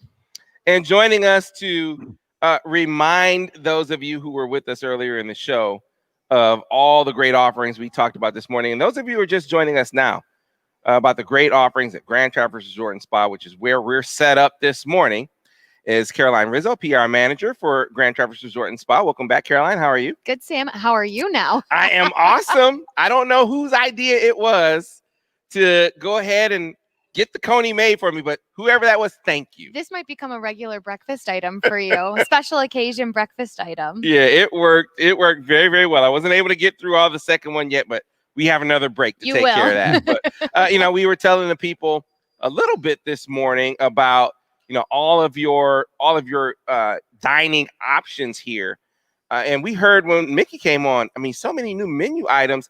And you can see all of those even by just going to the website. Yeah, it's perfect. Super easy. And there's so many different spots here to try something out. Of course, we've talked about Airy, 16th floor, gorgeous views, an experience like no other. But then we've got 2 great places down here, especially to catch any of the big football games. The Den, we've got the TVs in there. You've got the games going on. You can kind of touch your competitive side on while the athletes are putting their competitive side on. So that's a fun spot. But then we've got Jack's Tap Room down at the end of the lobby here. Kind of one of our most popular spots for lunch, drinks, game day footage, all that kind of stuff. So, opportunities are endless. And so the opportunity that I like, and we'll get a chance to dig more into this a little bit later on in the hour, but you can touch on it now. So I'm having my Flint style coney. I'm throwing an axe. I'm watching a game. My wife probably doesn't want to do any of that, but she can go to the spa. You can still spa safely, right? Yep. Spa is completely open. Health club is completely open. We've got tennis courts available. We've got workout rooms, weight rooms. We've got the indoor pools. If you have the kids with you, the indoor pool has the water playground too, and a water slide, which is a blast. Hot tubs are back open. I mean, of course, a lot of things are at limited capacity. Mask wearing, social distancing, all of those things are in place. But spa fully open, manicure, pedicure. I got a pedicure yesterday. Okay. Felt great. A massage if you need your hair done. The hydrofacial, Nova Lash if you want to kind of enhance your eyelashes for the ladies. There are tons of options, right? So while you're out playing or maybe golfing, if you're still looking to bundle up and get in around a golf, the ladies can absolutely treat themselves too. All right. So for more information, where can people go?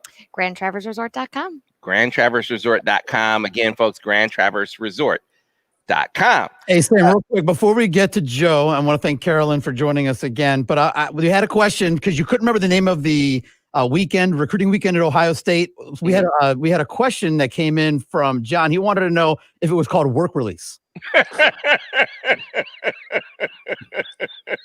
Yeah, that's a good one. That's a good one. It certainly would fit. It certainly would fit down there in Buckeye land. It's always fitting to have our good friend Joe Simon. Anytime we have Joe Simon on, it's great. But certainly on Fall Fridays, I mean, he has quickly become a fixture because it's always a lot of fun. It's a lot of fun to hang out with Joe and talk football. And while we can't do it in person, Joe, we're doing the next best thing. We're doing it virtually. We got Joe Simon from our good friend. When you talk about the great attorneys in our state, the law offices of Joseph A. Simon are regarded as the best in our area when it comes to criminal defense. And Joe Simon is the man that leads the way there. Joe, how you doing this morning? I'm well, Sam. It's really nice to see you. Sorry I can't be in person. Hey, man, I'm just glad to be able to catch up with you. Let's just start off first talking about how are you? How's your family? How you guys doing? Thank you. Everyone's well. Had, as you know, some extended family that have all been through the virus but are now on the other side, thankfully, and doing well. We're doing okay. Courts are reopening right now, so we're back in the game. Been in a lot of different courts in oh, good. Chalk Talk's coming up. And it have been a lot of different courts, so we're back in the game, but we're being real safe, real smart about it. All right. And yeah, so now people can actually see the silver fox, right? You see the tagline, the silver fox. Yeah. Yeah.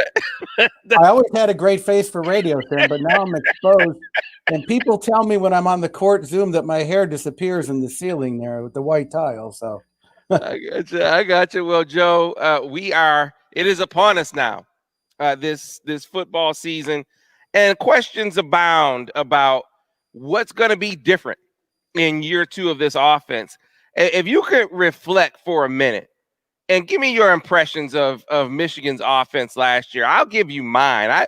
I felt like the first half of the year was about learning, about the players learning the scheme, about Josh Gaddis learning the players, what they could do, how young players might fill in some gaps, what Shea Patterson could execute.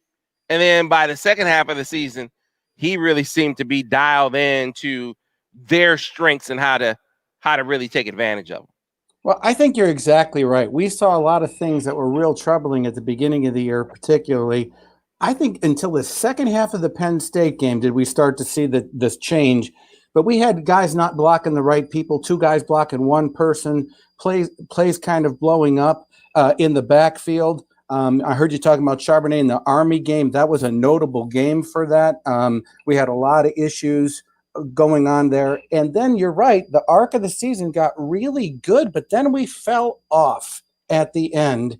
And that's the part that might be the most troubling in terms of a learning curve.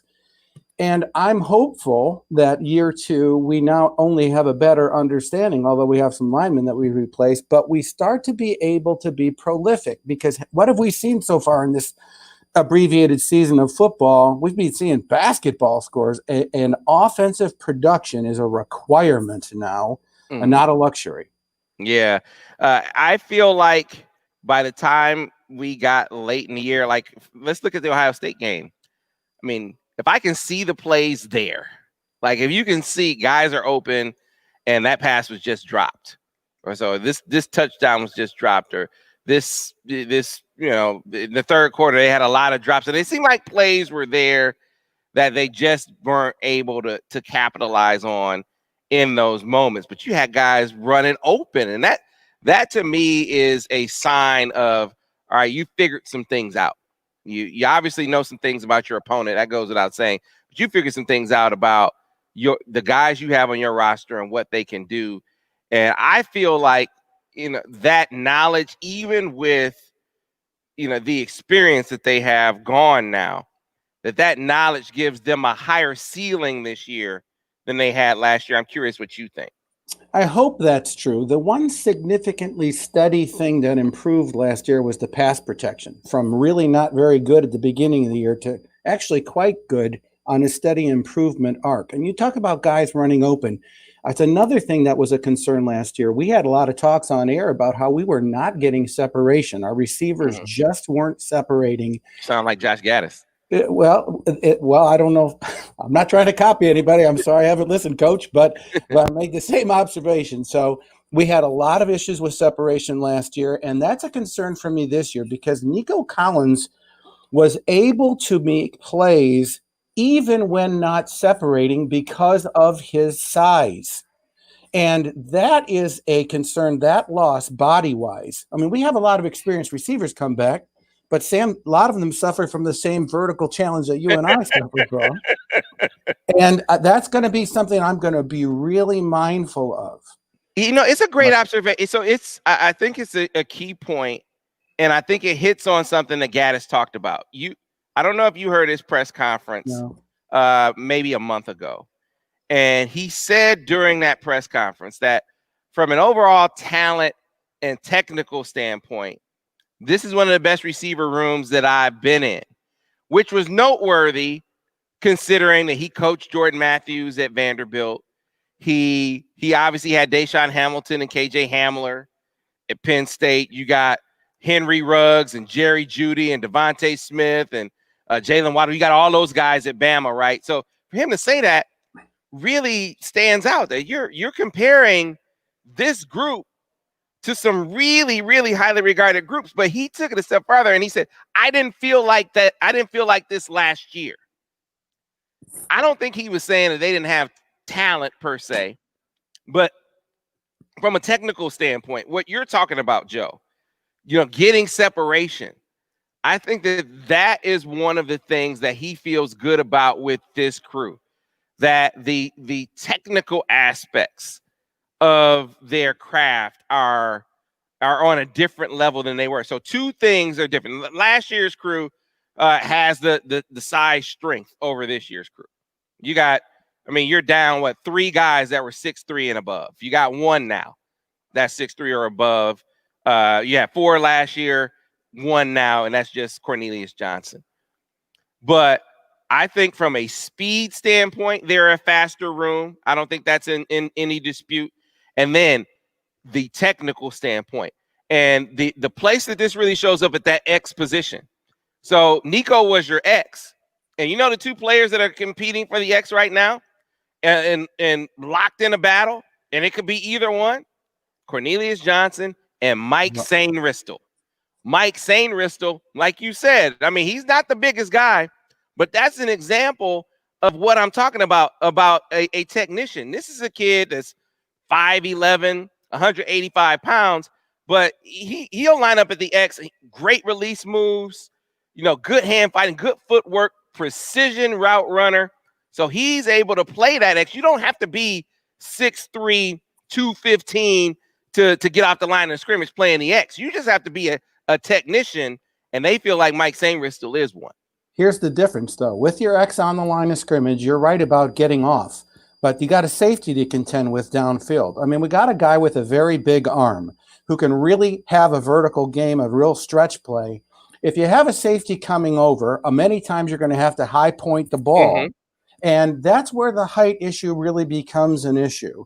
And it's one of Milton's greatest strengths. And let's keep in mind the design of this offense. If you have that vertical stretch threat, that opens your crossing routes, that opens things for your Z, that opens what I consider the real strength of the team, the stuff underneath.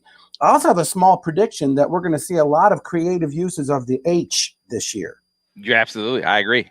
And I'm talking about personnel. The H is traditionally the quote unquote tight end, the Y coming to the H in this offense. I wouldn't be surprised to see like Chris Evans play the H a little bit in this offense. He's a very capable receiver, and I actually do think we're going to see some expanded things. There's two concerns I have, Sam. We do have to have that vertical stretch, but the second thing is, and I probably should ask Steve Clark, the great statistician on stuff like this. I don't think Milton's made an appearance in any game, except maybe one, where he didn't throw an interception. I'm pretty sure about that. That's just from memory. And the reason that I point that out, the thing that I'm going to look for most of all is, just from a guy who coached high school quarterbacks, which is no comparison to bigger or higher levels, but his release was always too high for me. He threw high because the release point of his ball was too high. I want to see, everyone says he has tremendously improved, especially on mechanics. That's the first thing that I'm going to be looking for. I'm right there with you. You wonder how much will translate right away is my question. I think it'll translate eventually, if not right away. He's worked so hard. He's put in so much time of his own to seek out tutelage, to tap on expertise from everyone from RG3 to Devin Gardner. I've gone over this before. I think when you put that much into it, that eventually is going to show on game days. What you can't simulate in practice, though, is that win-loss accountability, that for some stakes now. There's something on the line, and how does that affect your mechanics? Does it speed you up? Does it throw you off? We won't know how he reacts in that situation, to your point, Joe. So that's a big unknown.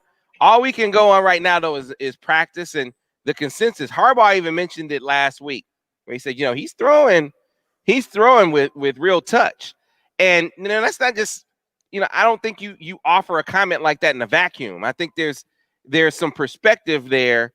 Many of us have, just seeing Joe in passing. He was a guy that had that 100-mile-an-hour fastball, and really that was his only pitch. Now they're saying he has an off-speed pitch, Joe, and he's hitting it with touch, some of those short and intermediate routes. You just have to hope that translates to games, and it translates to games right away. Well, he's certainly got the best possible environment for it. I mean, it's kind of a pros and cons list. Sure, he's on the road, national television, primetime game day. Okay, those are the negatives, but the pros, no crowd. Right. Right. So, I mean, making your first road start, if it was a nighttime game in Minnesota with a hostile crowd, that would really maybe play some things. So he's got a better environment for that opportunity. I do think the coaches are going to try to put him in some good positions to get him rolling soon. Another thing I want to talk about on the offense that I'll be interested in talking about Joe Milton is we have another player who touches the ball on every play, and that's a center, and we have a new center. Mm-hmm. I'll be very interested to see how line protections are going to be called this year. So we had someone last year, Ruiz, who was very experienced. There was a hybrid between protections from what my eye told me, and I don't really know.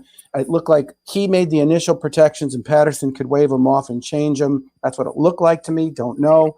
It'll be interesting to see with a new quarterback and a new center how that works. So it's another thing that I'm going to be observant of. I don't know, Sam. I think this is a lot of opportunity for us.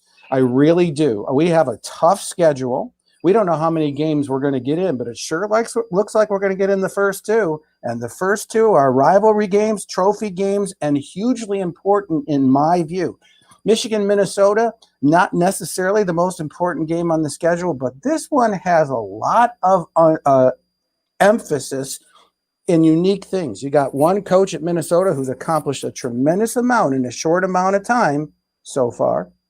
And you've got Jim Harbaugh starting his sixth year, who's starting his first quarterback that he natively recruited. I don't think any of us would have predicted that 6 years ago. And the arcs of the programs are going to be very important, I think, to set the pace. You mentioned golf earlier. I'll just say this. I know Ira knows this thing. They say in a golf tournament, Sam, you can't win a golf tournament on the first day, but you can lose it. Mm-hmm. And I really think that that's going to really be a key for Michigan on the whole season this year. I'm not saying they lose everything if they don't play well, but in terms of establishing the arc for the season, if they play very well and can be an elite team, I think good things are in store. Yeah, look, if they can hit the ground running offensively, I definitely think it bodes well for. I mean, it changed my outlook on the season dramatically. I just feel like, and you just pointed to it here a little bit ago, talking about the offensive line, new center. They got 4 new offensive linemen. I know you got a little bit of starting experience mixed in there with Ryan Hayes, who we're going to hear more about on the KeyBank Countdown to Kickoff tomorrow as we are live here in Traverse City. He's a Traverse City native as we are at Grand Traverse Resort, so we'll dig into that, dig into him some more. But he has some starting experience. Stuber, has really seen some time. You got some guys that have been around, but still 4 new guys in those roles, in those frontline starting roles. You are the guy at the position. Their first time together, and to your other point, you have a lot of talent at receiver, but none of those guys is an established number one. That guy that is going to be that you got to have a play. You throw it up to Nico. Well, who is that guy right now? I mean, on paper, his go-to guy is Ronnie Bell. But, what is it going to look like game time? Who's going to emerge as the deep threat, as a downfield shot guy or guys? Those are all things that have to be developed, and maybe they manifest right away, Joe. I'm curious your thoughts on, an opener at night in 30-degree weather. Do you think that's going to affect the passing game any at all, or do you think they're going to lean on the run game? They're going to lean more on the run game anyway. It shouldn't. Temperature in general, unless it's like, the ice bowl or something like that, shouldn't really affect a pass game. It's usually the elements that are, wet, rain, snow, etc. I don't think that's going to be too much of an effect. Sure, the ball's a little harder, but everybody wears gloves, etc. Let's not sleep on number 81, Sam, my secret weapon. Let's not sleep on Nate Shanley, who's back this year in the receiver position. You say who's going to break out? Let's not forget that name if he can stay healthy this year. Right. But I do think we're going to see a lot more of the RPO stuff. So when you talk about run versus pass, we've talked on the show before about, me being kind of old school. I really don't care for the rules that allow for linemen being downfield and an RPO game. But I got to tell you, I think that's where we can take this offense to the next level. Even though I don't care for those rules, let's take advantage of them. I think this is where Joe Milton's really going to take if he has that ability to throw on the run and be a threat either way. This is how I think the offense gets clicking. This is how I think it gets rolling. Kind of like Cam Newton in his first game with the Patriots. All of a sudden, something was very different. I think we have that opportunity here. Yeah, it is.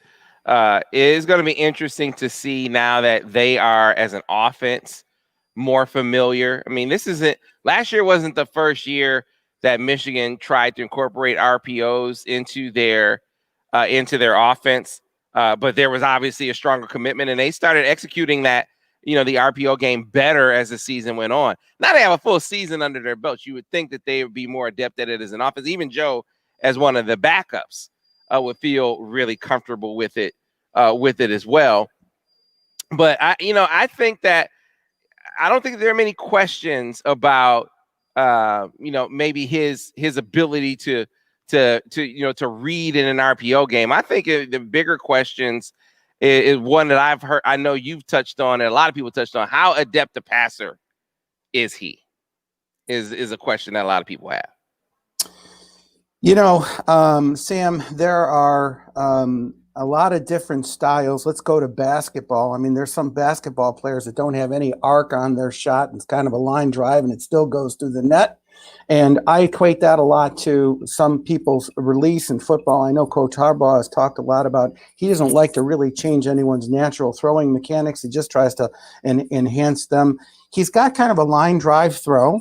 I'm not sure that he's going to. I've heard good things. I'd like to see if he can make the seam throw. I'd like to see if he can drop it over coverage and under coverage, what we call a bucket throw. Make the ball come over one set of coverage, drop in the bucket between.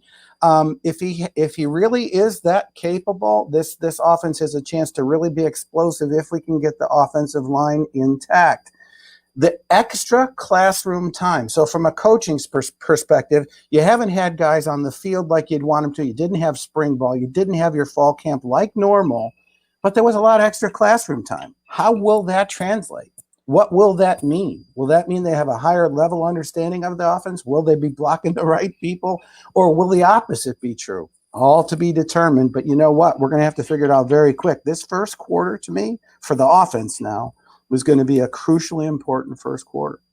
Yeah, we need to get to a break. We'll come back on the other side, hit a few more offensive points, and then get into some defensive conversations as well.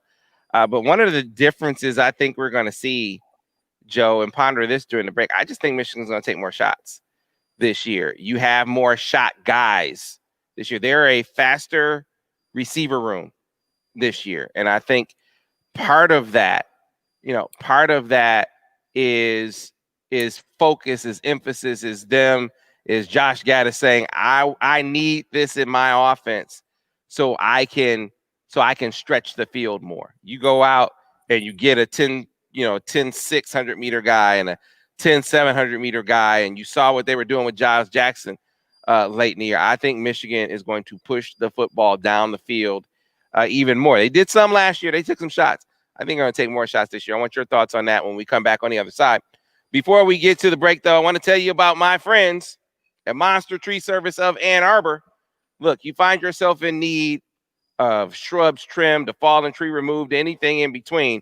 Monster Tree Service of Ann Arbor, they're who you should call. They're a full-service tree and shrub care company. They include that includes emergency, commercial, and residential jobs, pruning, trimming, removal, stump grinding, emergency services, you name it, they can handle it. Monster Tree Service of Ann Arbor, serving Washington, all Livingston counties. Go to whymonster.com. That's WHY, monster.com, or call Mike at 734-385-4444. And pleased to announce or remind you that the Monster Moment comes back on Mondays, focused on college football. So looking forward to that. We got to get to a break. Come back on the other side with more Joe Simon, as I am live on location at Grand Traverse Resort and Spa. We have Joe and Ira back in the MDN studios. We have all of you listening on Sports Talk 1050 WTKA, The Ticket. Player on the radio. All right. Hey, Kerry, how you doing, man? Good to see you. Kerry, I agree. I think that Roman Wilson is one of the stretch guys. Absolutely. He, for a time in the early part of September, right around the time where Nico stopped working out with them, right around that time, Roman Wilson was the best receiver in practice, according to everyone that I talked to around that time. Now, freshmen are going to have ups and downs and ebbs and flows. I think that was mostly about people realizing that this dude just brings a different speed to that game. And this is one thing, Joe, that I wonder if the defense seeing this kind of speed in practice is going to help them more in games, because they weren't, what they saw against Ohio State, what they saw against Alabama, they weren't seeing that in Michigan's practice, at least from a speed perspective.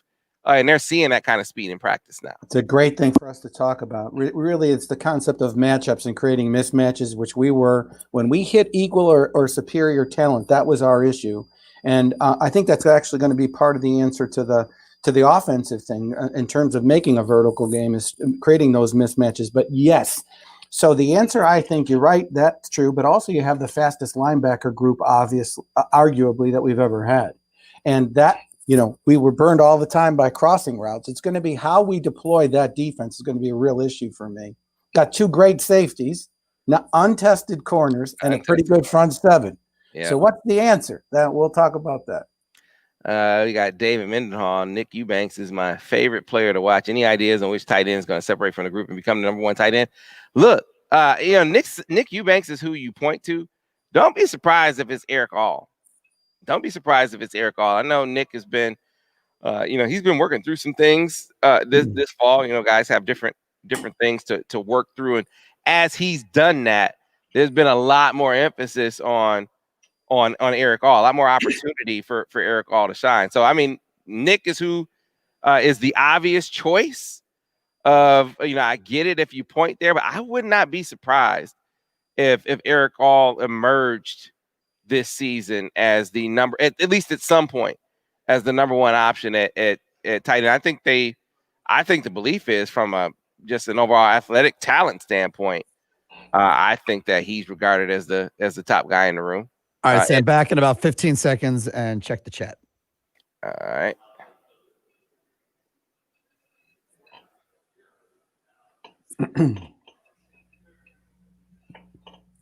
Okay. Stand by for radio.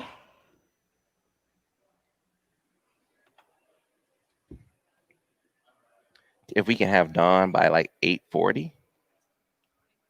Okay. All right, we are coming back with radio in 5, 4, 3.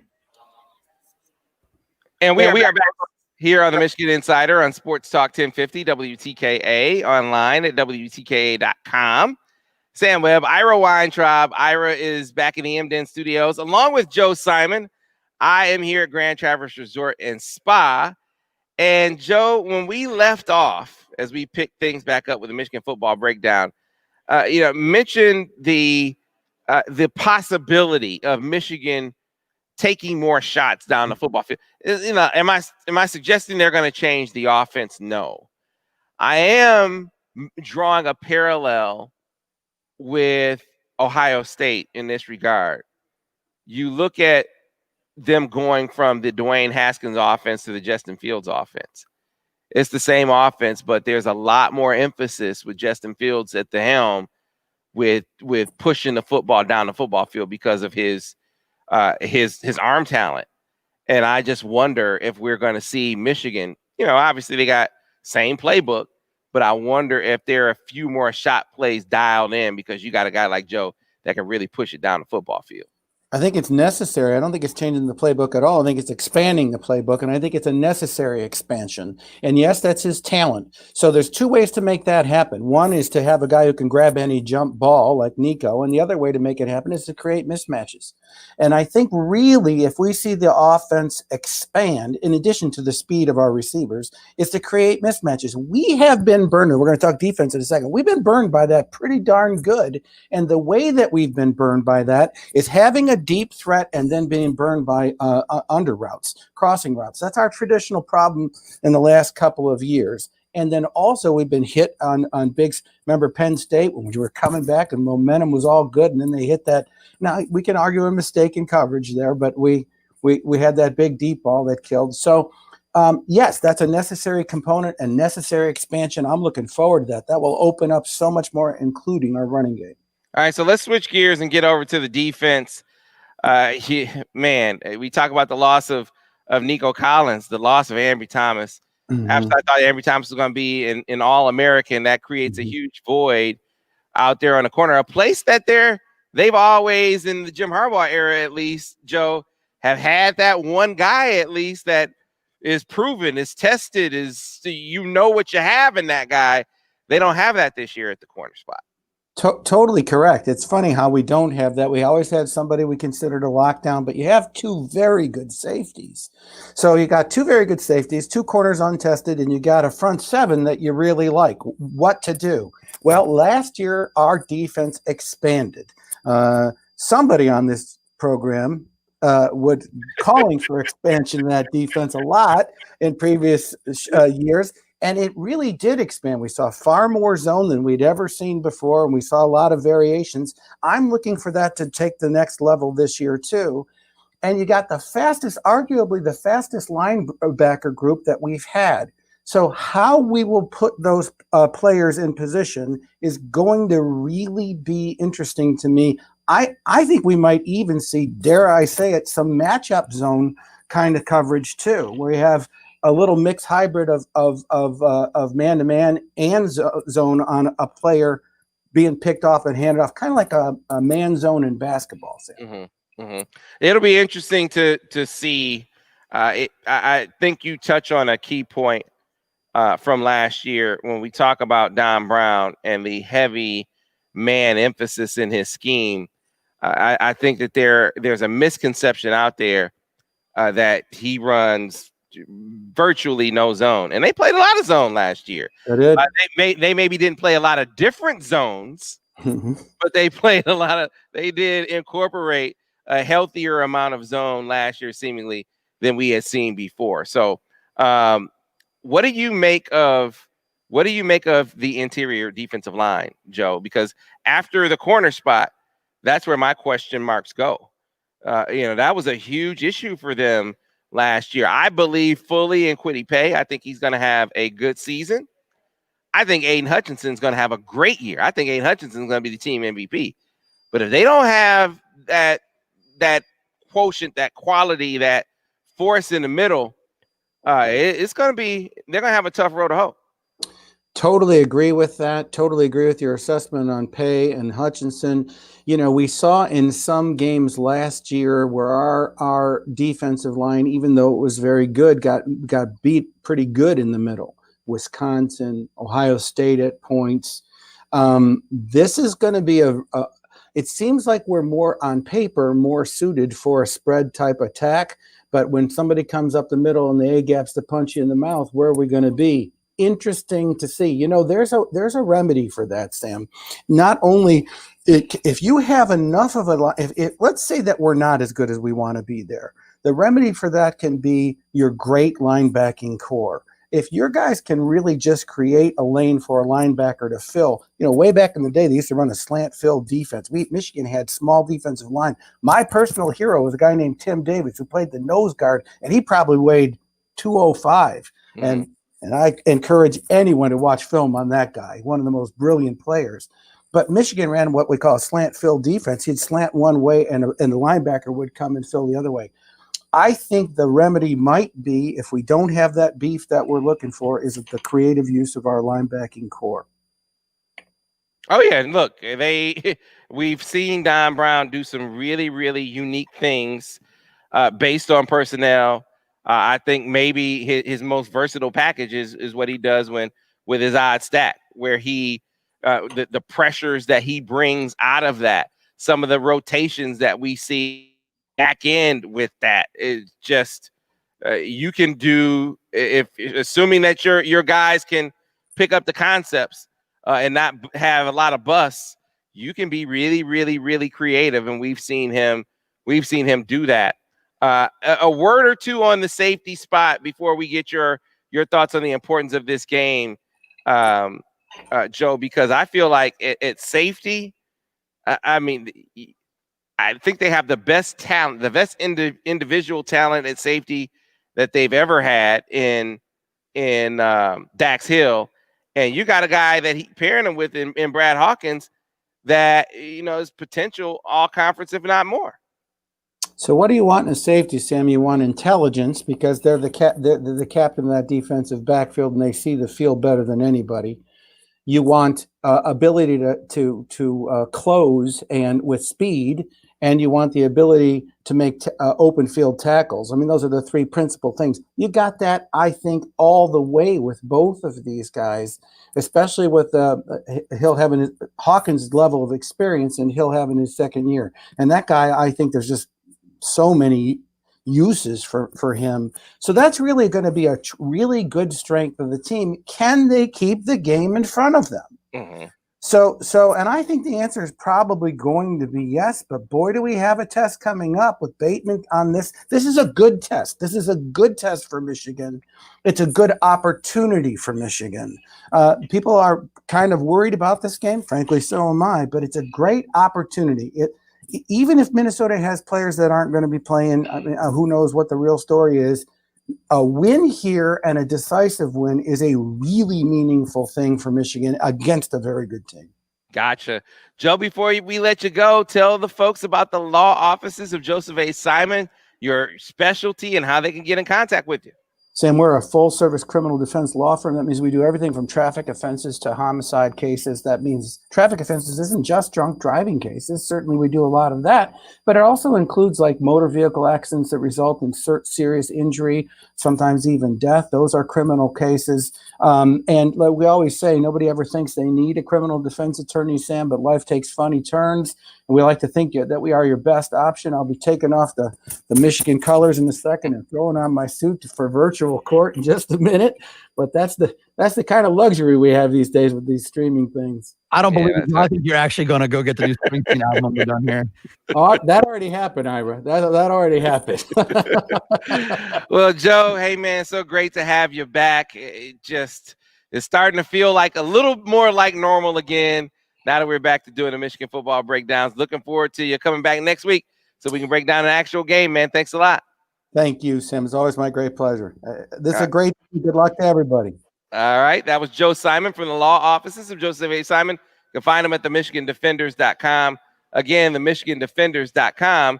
So what we're going to do, we're going to take a brief break, and we'll come back on the other side. I'm live on location at Grand Traverse Resort and Spa. Again, I get a chance to dig back into my Flint-style Coney. You folks can see I still have some left. That's right. So looking forward to that. And then we are also going to find out, I told you, if I'm having a Coney and watching a game and experiencing all of the options and taking advantage of all the amenities out here at Grand Traverse Resort and Spa, what if my wife wants to do something different? What if she wants to, she wants to get out to the spa? Can she do that? The answer is yes. So I'm going to tell you about some of the other great offerings at Grand Traverse Resort and Spa. We also have John U. Bacon coming up here as well. So stay tuned for all of that here on the Michigan Insider on Sports Talk 1050 WTK The Ticket, the official voice of University of Michigan Sports. And don't forget, you can also find us on Facebook Live, on YouTube, on WTKA.com, and Twitter. You can follow us on our live video stream back on the other side here on Sports Talk 1050 WTKA The Ticket. Clear on radio. All right. Yeah, I see Eric Lemaster. I've heard that, Braden McGregor has been kind of working his way back, working through some things. I just started with an injury, didn't he, Sam? He was injured his senior year, and had been rehabbing and made a lot of progress. I don't know if he is quite back to the point where where he's going to beat out a Taylor Upshaw or Luigi Villain or any of those guys. So I think it's going to be, I think it's going to be a learning year. Let's put it that way, Eric. I think it's going to be a learning year for him. So, all right. So hi, Dawn. I'm Sam. How are you? Morning. How are you doing? Doing all right. So we'll be back in a few minutes here, and we will get into how to spa safely. Is one of the things that we're going to focus on. Wait, before we do that, though, because I ask everyone, Spartan or Wolverine? Wolverine or Spartan? I looked at Eric. I'm a Wolverine. There we go. There we go. I'm just going to go with the attire there. There you go. I'm going to bring Matt into the as well. All right. Hey, guys. Good morning, Matt. I made it work. No worries. So we're going to get you set up. We're in the break. We're going to talk to Don for a couple of minutes, and then we're going to get right to you. And so I'm going to take you back out. I just wanted to chat with you for a second while we had the chance. Yeah. Get you ready. So we get a chance to make sure. That's a nice view there, Matt. I like that view. So we're going to get to Matt Dejanovic in just a couple of minutes as he finishes getting set up. All righty. Sounds like a plan. All right. And we are back in about 1 minute to radio. Back in 1 minute to radio. 1 minute. 1 minute. Zach, I think he's going to make a huge jump this year. Who has over 1,200 yards? Who are you saying is going to have over 1,200 yards? 1,200 yards rushing? Zach. Oh, Zach Charbonnet? I guess my only skepticism is they have so many backs that are going to play. Is he going to get enough touches to have 1,200 yards rushing? Is the question for me. I think they're going to have a really good season collectively. I don't know if any of them will rush for 1,000 yards because you got four guys that legitimately legitimately deserve to play. So it'll be interesting. I do think that Zach is number one on the list, though. Back in about 10 seconds on radio. Stand by. All right.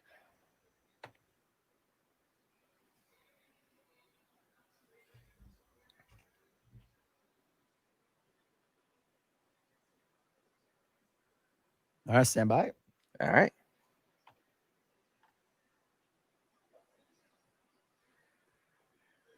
Back in radio, on radio in 5, 4, 3.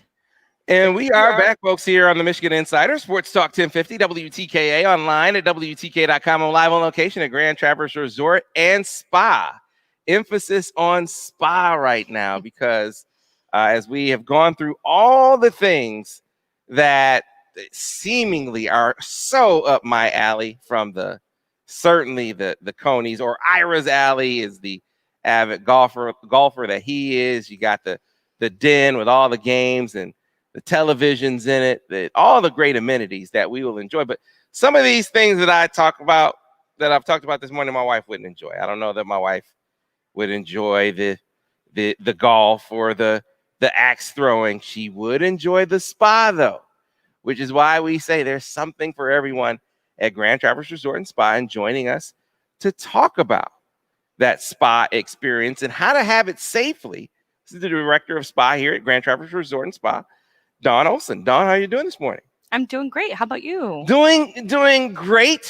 This is something I just took a call from my wife, so I know she's paying attention right now. And she was talking about the spa just yesterday, as a matter of fact, wanting to know, is it open? What are the options that are available right now? So can you kind of take us through your offerings at this point? Absolutely. We are open. We are a full service spa currently, and we're doing things very safely. I think most of our guests feel really good coming into us. So we are open and available. Yeah, that's, I think that a lot of folks, and understandably so, just assume that, a spa would be closed. Can you kind of take us through some of your safety protocols, what you do to assure and ensure safety? Absolutely. Yeah. I mean, listen, spas have always been ultra sanitary. We have to be. We are a licensed facility that has to uphold those things regardless. We've just stepped up our game a little. So we do a lot with our Clorox 360 machine, where we actually fog the entire treatment room in between. We fog different areas throughout the spa at the end of the day. And our sanitation guidelines are just a little bit more up as far as what they used to be. So we're just wiping more. We're making sure everything is as clean as possible. All right. So any specials, deals, or treatments that you guys do this time of year? Absolutely. We're getting ready to kick off our fall spa days, which is spa treatments that are a little less as far as the value goes. So we're charging a $69 rate versus a $120. So those are launching November 1st. Oh, wow. All right. So yeah. Just as fall goes into winter, right? Absolutely. Absolutely. Makes sense. So if people want to see your, the array of treatments and experiences that you offer, where can they go to find more information? Grand Traverse Resort website. All right. Right, folks, there. We'll tell you everything. You have it, folks. GrandTraverseResort.com. Again, GrandTraverseResort.com. Now, I cannot let you get away, Dawn, without giving me a pick. It's really simple. Giving me a pick for tomorrow's game. Okay. Michigan versus Minnesota. Who do you think is going to win? I'm going to say Michigan. You're going to say Michigan. See, you're going to be a friend of mine. All then. right. We're going to be pretty good with you being on this show. Good. And my wife is looking forward to meeting up with you guys. Just Well, so you know. So there you go. Absolutely. All right, Dawn Olson, Director of Spa here at Grand Traverse Resort and Spa. Thanks a lot for dropping by. Thanks. All right, folks, it is 8:50 on a Friday morning. So around this time, what we do is we get our market update back there in Washtenaw County with the guy who sets the bar when it comes to the real estate market, whether you're buying a home or selling a home. You need an expert to walk you through that process to make sure that you don't wind up, making mistakes, that you wind up with the best deal. That's where our good friend Matt Dejanovic comes in. And for the first time, he joins us virtually, and it happens to be on the eve of a game. Matt, how you doing this morning? Hey, good morning, Sam. It's good to see your face. Right. I haven't talked to you in person in a long time. Yeah, it's been a Not minute. quite in person, but it feels the same. So It's good to see you this morning. Yeah, it's great to see you too, man. And I tell people all the time, you're looking to buy a home or sell a home. you ask around about who you should talk to, and the name that would come up consistently for me was Matt Dejanovic. And really, it was a lot of coaches. I mean, we're talking about football. Think about the transient nature of the coaching business. Coaches are moving in and out on a yearly basis, buying and selling homes on a yearly basis. And so they start to talk and say, who does a good job with this? And so many of them said Matt Dejanovic, and ISellAnnArbor.com, man. So your reputation precedes you, of course. But now you got the folks listening want to know what's the latest in the market. I know you said things have started to slow down a little bit. How are things looking this week? Well, thanks, Sam. This is my 32nd year now selling real estate here in the greater Ann Arbor area. And I can tell you, it is the third week of October, but the market just keeps chugging ahead. I've sold more of my listings here this week, helped more of my buyers, find homes that work really well for them, putting up new listings and getting great activity on those houses. Generally speaking, Sam, we've got a great environment here in Ann Arbor with our wonderful amenities of our community on top of the super low interest rates that exist out in the world today. And that's created a strong real estate market for all your listeners. All right. So we always take some time highlighting a listing or two of yours that you want to highlight. One of these times, we're going to figure out a way. We're going to get you to get one of your. You're going to bring in a screen and maybe share one of your listings with us virtually, right? But tell us any listing or any listings that you want to highlight this morning. Yeah, thanks, Sam. I've got a beautiful home just on the west side of Ann Arbor, $399,900, 4-bedroom, 2.5 bath, newer house, just outside the city limits, but barely a 10-minute drive to Main Street. It's move-in condition with a lot of great upgrades. And I think it's just it's one of the best listings I've got on the market right now that that would appeal to the mass of your listeners at $399,900 with low interest rates. I think you'd be amazed how low your payment might be on a house just like that. All right. And I know one of the things that you pointed to recently was getting low on inventory. You're like, hey, if you're looking to sell your house, this might be a good time. What's the inventory looking like right now? Well, I'm fortunate, Sam. I'm putting up one new listing after another. I put up one yesterday, already got 3 showings on it, already promised a full price offer. So homes are going fast. I've got more new listings coming up next week and the week after that. So the inventory continues to be there, for people who are strongly interested in buying right now. But for all your listeners, honestly, right now's the time to call me no matter what your plan might have been. I meet with a lot of people this time of year who are getting ready for next year listings. But depending on your situation, it may make sense to act quicker. So if you're thinking about selling your house, there's a lot to review. There's preparation that needs to be done. Like the listing I'm putting up next week, I've been meeting with them for months. We've got fresh paint. We got new carpet. We got updated appliances, right? We got things that take time, to get worked out. So I have a full team available to help all of your listeners with their preparation. I work closely with each one of my clients to identify critical improvements that can be done that will help you maximize the sale price of your house. And Sam, I would just love to hear from any of your listeners. All right, let me get your contact information, your website, and your phone number. ISellAnnArbor.com, Sam. ISellAnnArbor.com, and then on my cell phone, 734-476-7100. I would love to hear from any of your listeners. So, Matt, we can't let you get out of here without talking a little Michigan, Minnesota, man. I know you are chomping at the bit just like us, waiting for this game, looking forward to this game. You mentioned taking some time, to get a house together, to get it ready to go to market. It doesn't happen instantly. It takes a little preparation.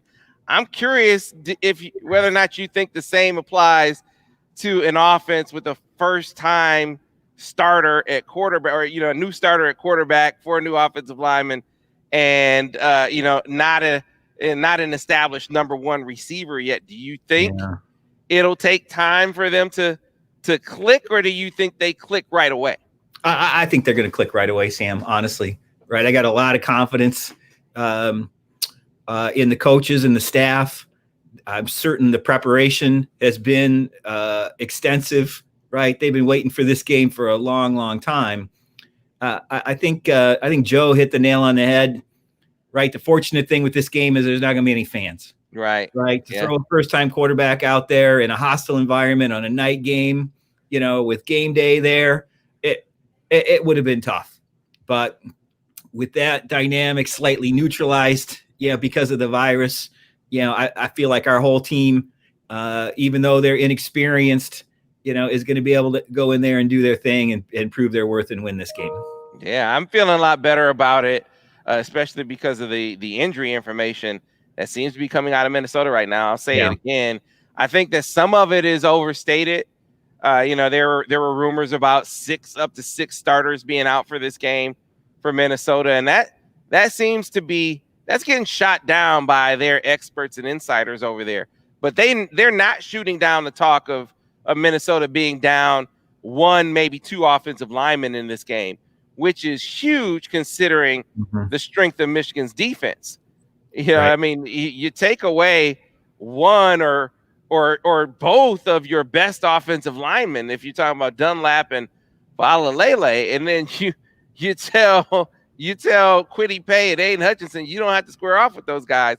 That's advantage Michigan. I think it swings the pendulum in their direction. And again, that talk is not being shot down about them being down offensive line. As a matter of fact, one of their experts went so far as to say that he doesn't expect Dunlap to play in this game, which is a big plus for Michigan, another advantage for Michigan if that's the case. So give me a winner and a score, as if I have to ask, right, Matt? Give me a winner and a score. Saying there's going to be two keys to the game. One is who wins the line of scrimmage on both sides of the ball, and second is turnovers, right? So we win both. We win the line of scrimmage. We don't turn the ball over. Michigan wins this game, 2 touchdowns. Okay, from your lips, Matt. From your lips. iSellAnnArbor.com. Again, iSellAnnArbor.com. Definitely selling a lot of confidence in the maize and blue this morning. We'll see you next week, Matt. We'll see you next week. Go Blue, Sam. All right, folks. I am at the beautiful Grand Traverse Resort and Spa, and the drive up yesterday, even in the rain, Ira, it was gorgeous. All the fall colors. That was really enjoyable. When we drove up before, it was at night, so we weren't able to really take in the different drive. The northern Michigan scenery. We were able to do that yesterday as we got out a lot earlier, and so really being up here for the full day, being up here as the sun comes up is a different experience too. A great opportunity at a time where you might think it might feel like it's impossible to get away and to do anything that even resembles a vacation or a getaway. Well, you can accomplish that right here in Michigan, Grand Traverse Resort and Spa.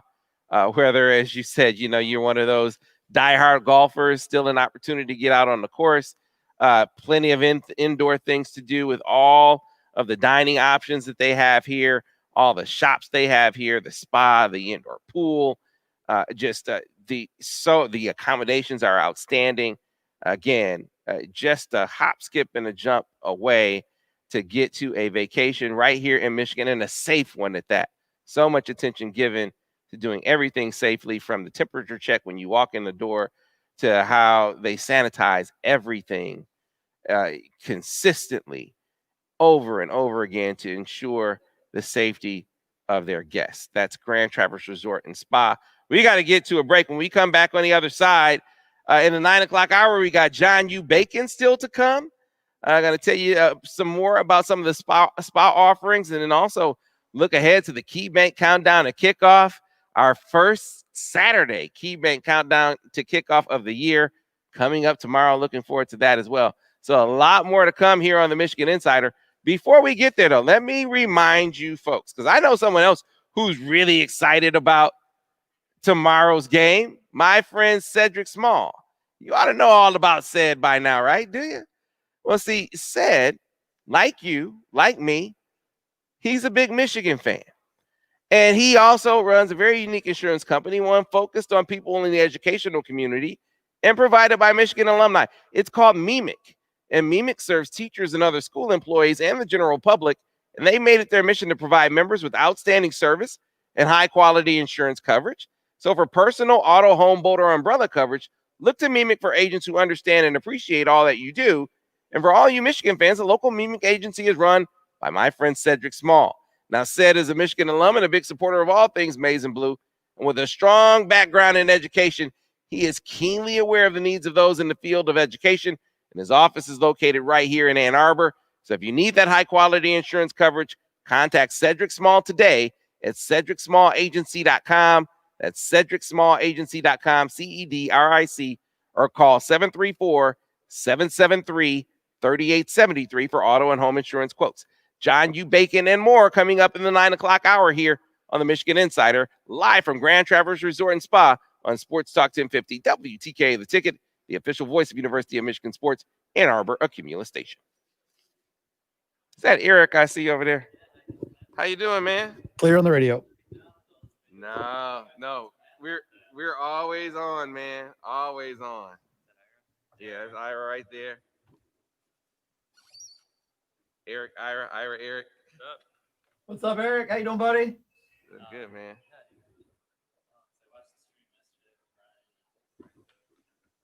Yeah, this is a great add-on for us. A great add-on for us. So you took care of me. Was that your idea? Oh man. That was a great idea. It was a great touch.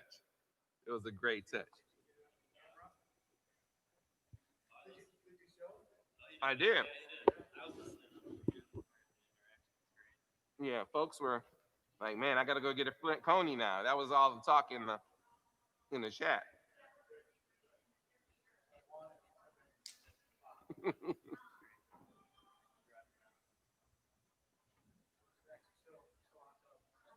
On till 10.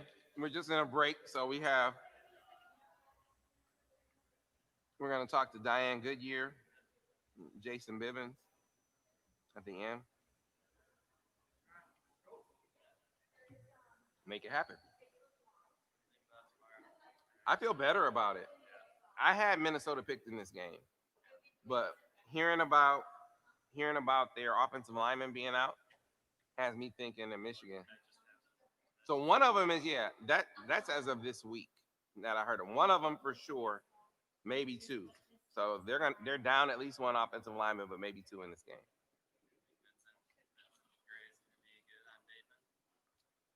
I don't know. See, but my thing that gives me some comfort is if they need him, then Dax Hill can slide over there and play. 21. So. Hey, hello, John Bacon. You are live on the internet, and we're getting ready for the radio. And look at the face of John Bacon. Look at John Bacon. I've never. Stop. Quick question: am I on video as well? Yes, you are video. Say hi to everybody. No, fuck this. I'm putting a baseball hat on. Am I not on the radio yet? Oh God. Not on the radio yet. You guys are asking a lot. Damn it. Now you can see my morning routine, which is fold my clothes and I talk to you guys. I have teed up my man for like a half an hour radio right there. Go ahead, Sam. Have fun. Oh man, John Bacon. I just had a half an hour wrestling match with my kid, man, to get him in the damn bathtub. Yeah, you we guys don't need the bath on the video stream. Yeah, you guys are getting the different side of John Bacon this morning, right? Yeah. Are we actually live? No, we're not. We're live to the people watching on YouTube, Facebook, and Twitter, and on WTK.com, but you're not yet on the radio. But the video is live. Yeah, everyone can see you. Everyone can hear you. You know what? Here's some funny thing. Hey, how about that? I call that welcome to my pocket.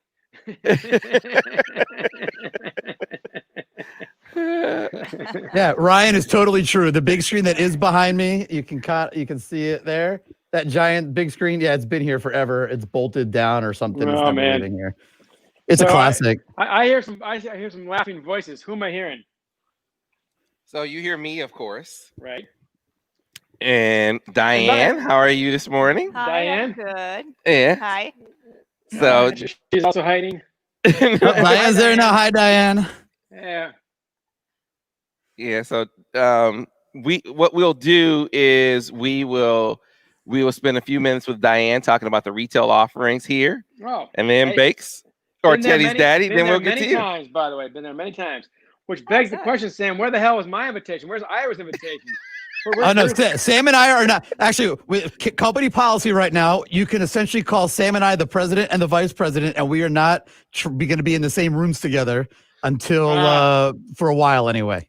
Well, I'm not even Secretary of Commerce, for crying out loud. You can bring me up. Are you kidding? Someone's got to be the other designated survivor. So wait, so I've never seen. I guess I'm not the only one that the pandemic is brought more facial hair to, but a bearded John Bacon. I've never seen John Bacon with facial hair before. That's impressive. All right, we are on radio in about 40 seconds. Radio in about 40. See ya.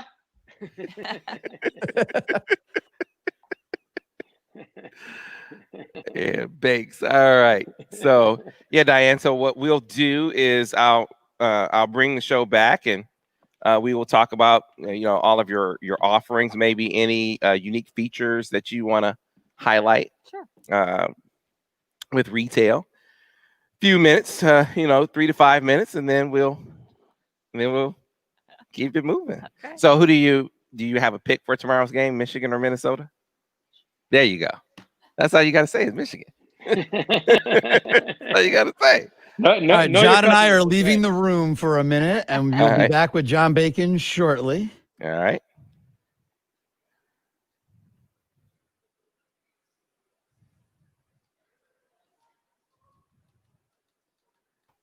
And live on radio in 5, 4, 3. You gotta love some of the comments in our live stream. We're gonna have John U. Bacon coming up, and if you're in our live stream and you look at Christopher Coatley's comment, I thought it's well played. It's well played. His comment in the stream there. But where am I? I am at Grand Traverse Resort and Spa up in lovely Traverse City, Michigan. Getting ready for Michigan's opening game, and I can't think of a better place to be to enjoy all the colors of fall, and of course to have a family experience as well.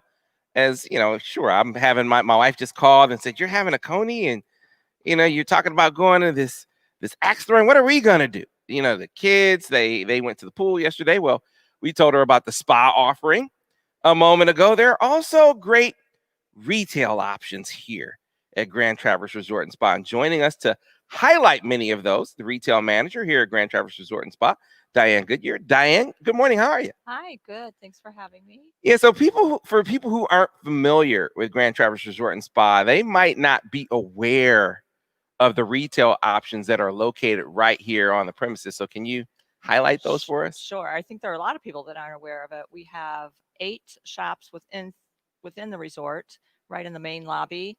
Everything from toys, candy, gifts, wine, outerwear, everything from kids to adults. So it's an experience for everybody, and we're full. We're ready for the holiday season. So each shop is unique in its own, and you can find something for everyone, and bring your husband, your kids. The candy store is a big highlight for the kids. Yeah. So, people in retail have this thing called product placement. Yes. And so, placing where you place the stores, the retail options sort of just as you're going to the elevator and your kids walk by the candy store. Yes, there's a candy store and the North Face. Yes. Right there. Right there. Yeah. Then, my kids are like, oh, we got to go to the candy store. Right. So that's a big deal. So you said you're ready for the holidays? We're ready, and it's been a bad a year for retail, the stores and people keeping up with inventory and stuff. But our shops are full. We're having some events coming up in December, some holiday shopping sprees, free gift with purchase in select stores. Those will be announced social media, free gift wrapping. What's pause? Free gift wrapping on a certain day, December 12th. Because for someone who doesn't, I'm one of those people that I mean, I love purchasing I know gifts. it's going to be December 12th. Yeah, hate wrapping them, right? So if you guys do, that's a huge plus. It's great. We're going to do this December 12th, 10 to 4. All your purchases, we'll wrap them for free. And there'll be free gift with purchase in select shops. So come visit us. All right, this is outstanding. So for people who are interested in obviously seeing your shop listings, seeing about special event and learning about special events you have coming up, where can they go to find more information? The website, Facebook, Instagram, I believe, all social media sites. Yes. So grandtraverseresort.com, folks, grandtraverseresort.com. And again, shops full, ready to go for the holidays. And December 12th is the day where you do the free gift wrapping. Yes. So mark it down, especially you fellas out there that don't like to wrap gifts. Yeah. There you go. Diane Goodyear, you got to pick the game. This is this is the easiest thing you'll do all day. Michigan. There you go. Diane with the pick of Michigan in the game against Minnesota. Thanks a lot for your time. Thank you. All right. And so you guys know 9 o'clock hour every single Friday, we catch up with John U. Bacon, normally just on the phone. But now we are also joined via StreamYard. Apparently with a black box. Yeah. Yeah, with the blacked out screen. I think we're in his pocket. I'm talking about John U. Bacon, aka Teddy's dad. John, how you doing this morning? I'm doing shockingly well. A rigorous this morning with Teddy.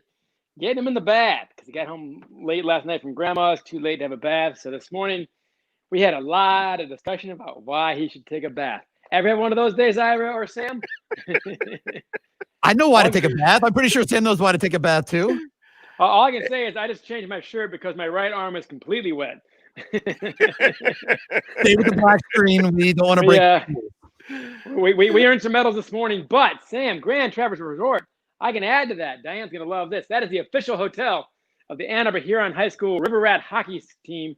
We always go there for our Thanksgiving tournament. I love that place. I've been there many times, played golf there countless times. And here I sit by the phone and my StreamYard waiting for Sam to call me. But the call, Sam, never came. The call never came. Hey, man, look, I didn't know. I just got the call myself. So, but again, there I was, minding my own business. Go ahead, Sam. Try that one. You know what? But it is like I said, it's a beautiful fall drive. It really gets you in the mood, especially when I mean I think you're seeing this experience throughout the media. A lot of media members used to spending their fall Saturdays at a stadium, and it's like, wait a minute, I'm not going to be at the game covering the game. It's going to be a different experience for a lot of us around here, Bakes, yourself included. Oh, absolutely. And I was trying to figure out what am I doing tomorrow, and I'm still not entirely sure because what can you do these days? So that's why I was waiting by the phone for your call. But hey. All right, shameless plug for the Grand Traverse Resort. Love that place. I am unlike Sam. I received nothing out of this. Yes, you do. Yes, you do. You received their love and adulation. Oh, I'll take it. I'll take it. Yeah, definitely. Hey, man. So the season is now. It's finally here, and as we head into it, Bakes. I mean, you saw the news out of the University of Michigan earlier this week, where basically they went to a shutdown order on the students. It was not applicable to student athletes because they were really already doing many of the things that were in this order anyway. And you have an accountability and a responsibility that comes to being on a team that has them operating at a safety level that is above and beyond the general student population. So I'm curious if you think that we are at a point where, as you see these, the spikes going across the country, if you think that, we're going to be able to get through this thing. I mean, I hate to be talking about the end before we even get to the beginning, but it's a question that's being pondered openly as you see these numbers going up across the country. Yeah, well, I mean, the over/under. I'm looking at Michigan season, the Big Ten season. And I'm not thinking about how many wins. I'm thinking about how many games. Because right now it's a 10% dropout rate nationwide. That's mainly in the South, of course, the ACC and the SEC. And that's with warmer weather and all that. So as it gets colder, as we go inside, as we seem to be headed towards what looks like a possible third wave, as numbers seem to be increasing nationwide, the timing is not lucky for the Big Ten, and especially geographically.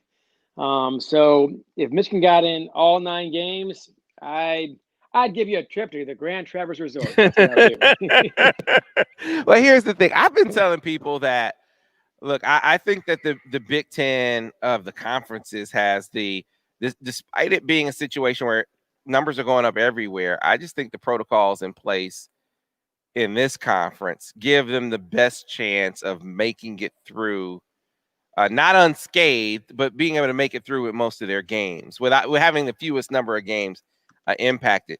I got a broader sort of philosophical question, Bakes, the one that we've touched on a bit already, but I think it bears repeating for emphasis.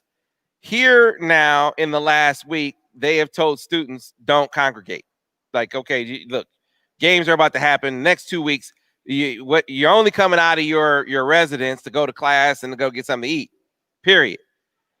If this is, you called it a third wave, if this is truly a third wave and the students are going back home here in late November, would you be even more in favor now of what I've talked about with you previously of, hey, when it's time to come back, the only ones that come back are the student athletes. I think we are to that point now that even the purists, even the amateurism purists out there would be willing to concede, I think, that point, at least in the name of safety, if not for the death of the ideal, at least in my eyes, at least for safety. Are we to that point if we're truly in a third wave and these numbers stay up where they are?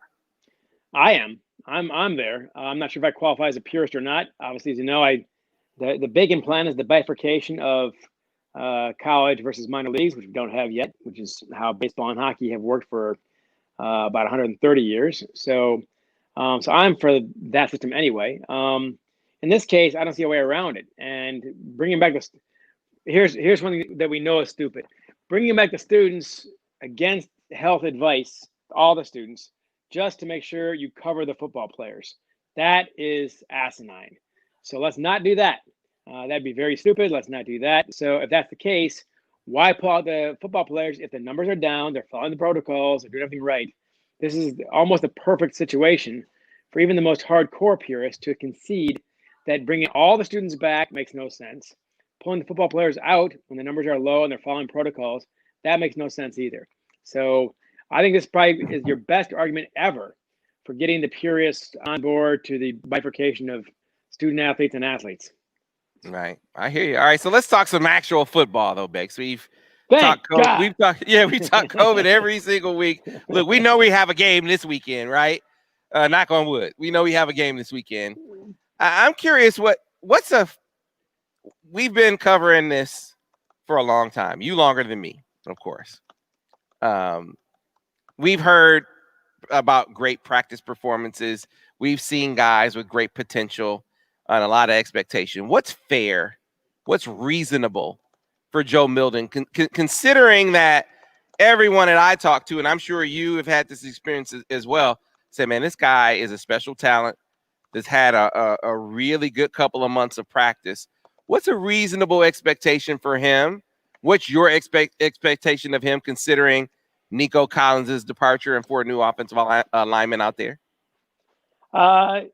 This first game, anything can happen. Now, maybe he'll play great. Maybe I'm sure he'll show flashes of whatever his potential is. I'm sure of that.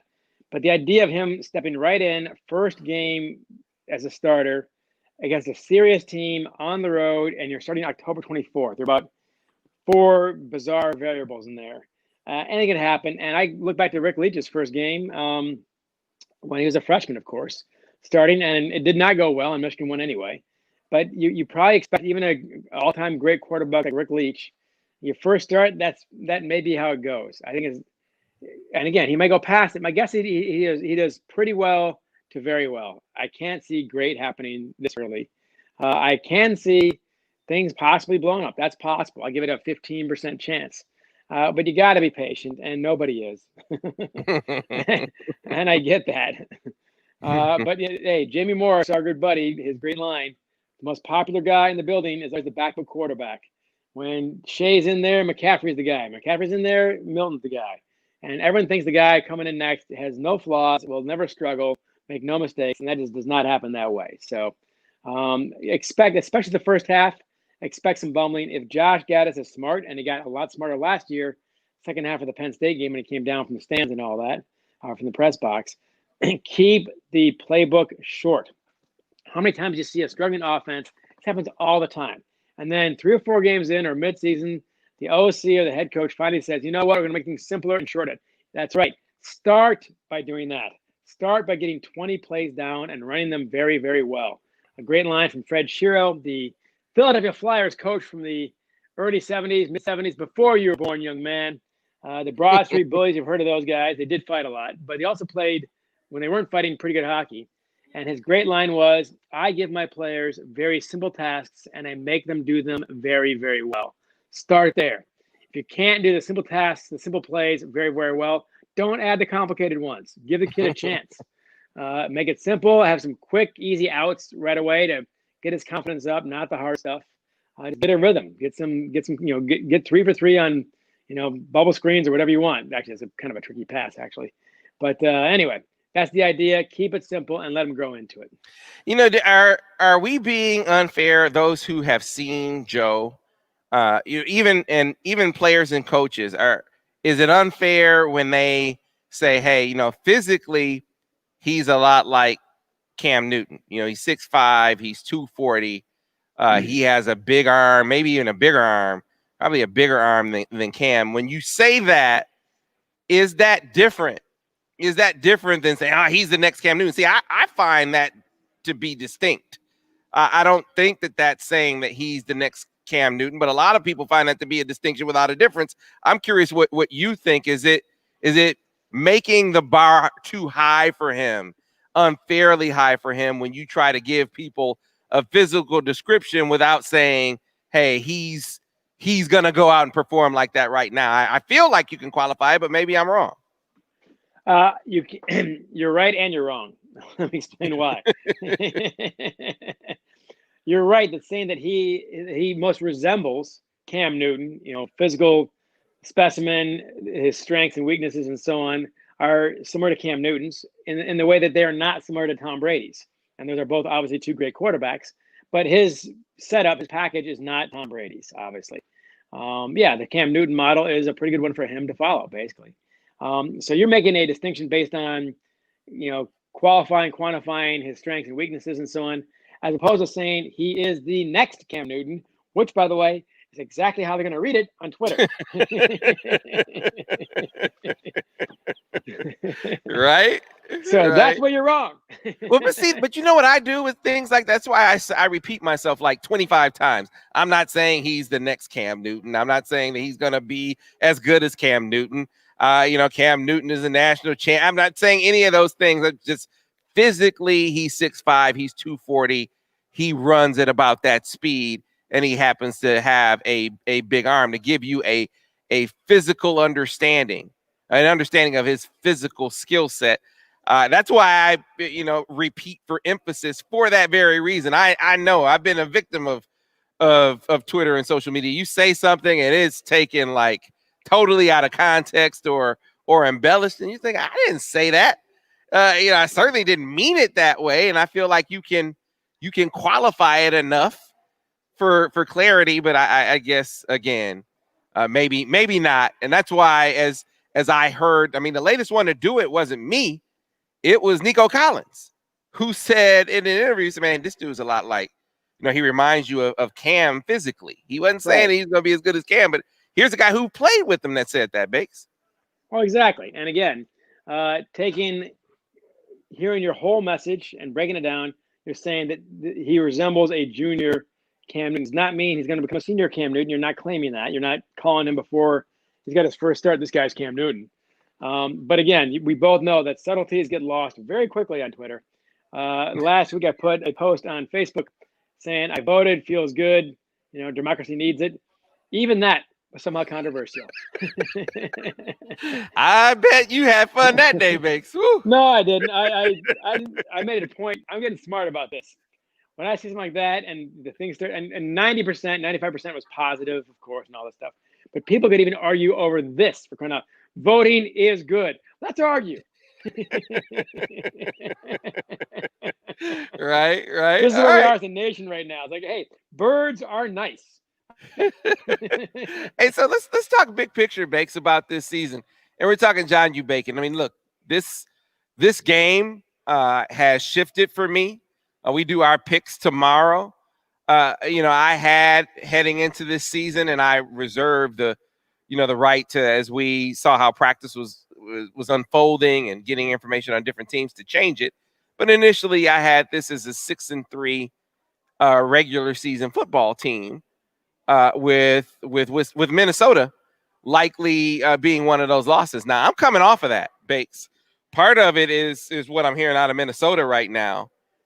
But in an ordinary season, 6-3 in the eyes of a lot of people is, that's a bad sign, a bad year. That's a problem, right? And I'm curious if that wound up being the record.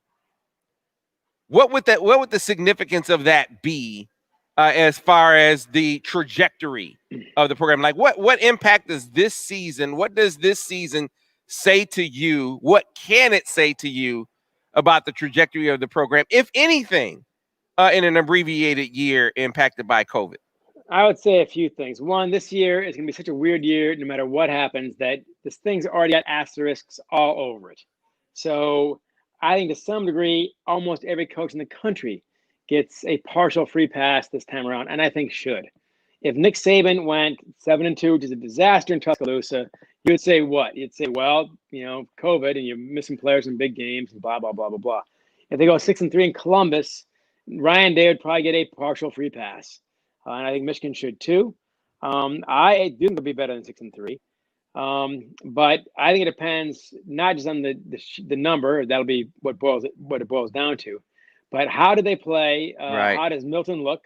Who are the losses to? Look, if you're 6-3 and you beat the Buckeyes, January looks different, man. I'm sorry. Right. And you recall, Lloyd Carr's team, his first two teams, 95 and 96, weren't great teams. They're 8-4, but they beat the Buckeyes.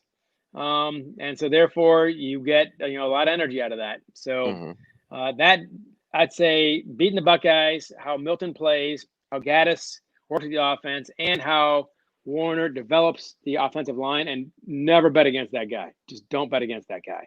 He's going to get him ready. Even the 4 new players in the line, of course, you got Mayfield. You got 4 new players in the line. It'll take him a game or two to get going, and this is, like I said, a tough game coming up. So it could be a loss. Who knows? That is going to come along pretty quickly. The real question is, how do they look for next year? Because this year's going to be weird. Automatically. Yeah, it is. I thought you did last year a really good job of explaining to people what a monumental philosophical shift we saw in the coaching or in the offensive coaching workflow under Jim Harbaugh. He's talked for years about this collaborative process, right? Of how they call plays, how they run the offense. That changed last year with Josh Gaddis. And it changed with the guy who was pushing his own buttons for the first time, right? And so now you head into year 2 in that dynamic. A full year now where Jim has turned over the reins. And now Josh Gaddis has a full year now where he's running the show. I feel like this will be a really, really interesting year to see how they expand upon that dynamic. There had to be some moments last year where if you're Jim Harbaugh, you had to feel like the right thing to do to turn it over, but I'm turning it over to a first-year guy. Maybe I should, kind of put my, help put my hand on the steering wheel there and have to talk yourself out of doing it. Meanwhile, if you're Josh Gaddis, you're establishing yourself. Maybe there's some things, some players that you aren't as certain of. A lot more confidence, I imagine, on both sides of that coin this year. And I wonder if if that's going to show up with some of the things, some more things that Josh Gaddis incorporates offensively. Some I think definitely with a guy like Joe, talking about some of the things that he did at Alabama with shots down the football field. I just think that we're going to see an expansion, more of a Josh Gaddis imprint than we saw even last year. I'm curious if you feel the same way. I do. I think that if there was an award for most improved assistant coach, and there isn't, Gaddis might have won it because the offense you saw versus Wisconsin was going nowhere. That was if you're a Michigan fan, an incredibly disheartening game. Penn State, you're getting your doors blown off, and it comes down from the press box, gets real with the guys, and it works. He figured out that if you're learning a new system, he is and they are at the same time, that it's not going to be a matter of pushing the buttons like a robot and calling these plays. You have to do some teaching. You have to do some coaching. Mm-hmm. And he got down there with them, and that's when things took off. And, of course, Shea got healthier as well. That's part of the equation. But I think in that case, he learned a lot. He also learned, I think, who's I talking to about this, that the rookie OC thinks that he's got to, coordinate his way to victory. No, you have to give the players a chance to do their thing. Be a little patient. Let them, give them a few plays that they like. And I think that's what happened last year as well. He's got to make sure Milton can walk before he can run. But I agree with you that I would be surprised if they don't start really rolling by at least midseason. And I think people always ask about the toughest game. Okay, obviously on paper it's always Ohio State, almost always. Very rarely is it not.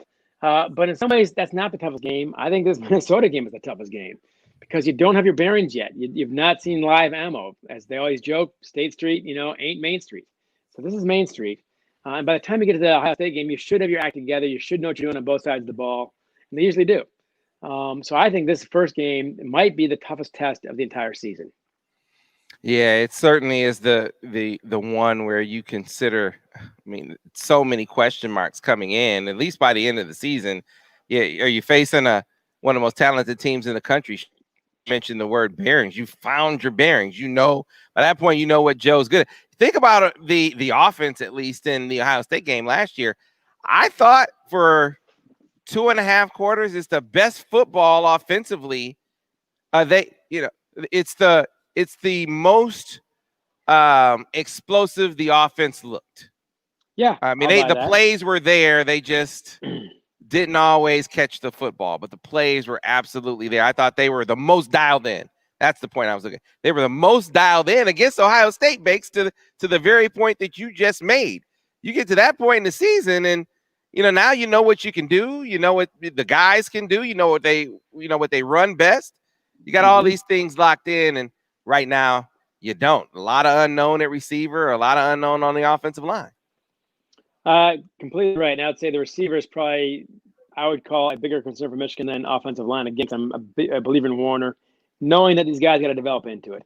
But Nico Collins, man, not too often can you just circle one guy and say what a difference that guy would have made. That guy would have made a huge difference.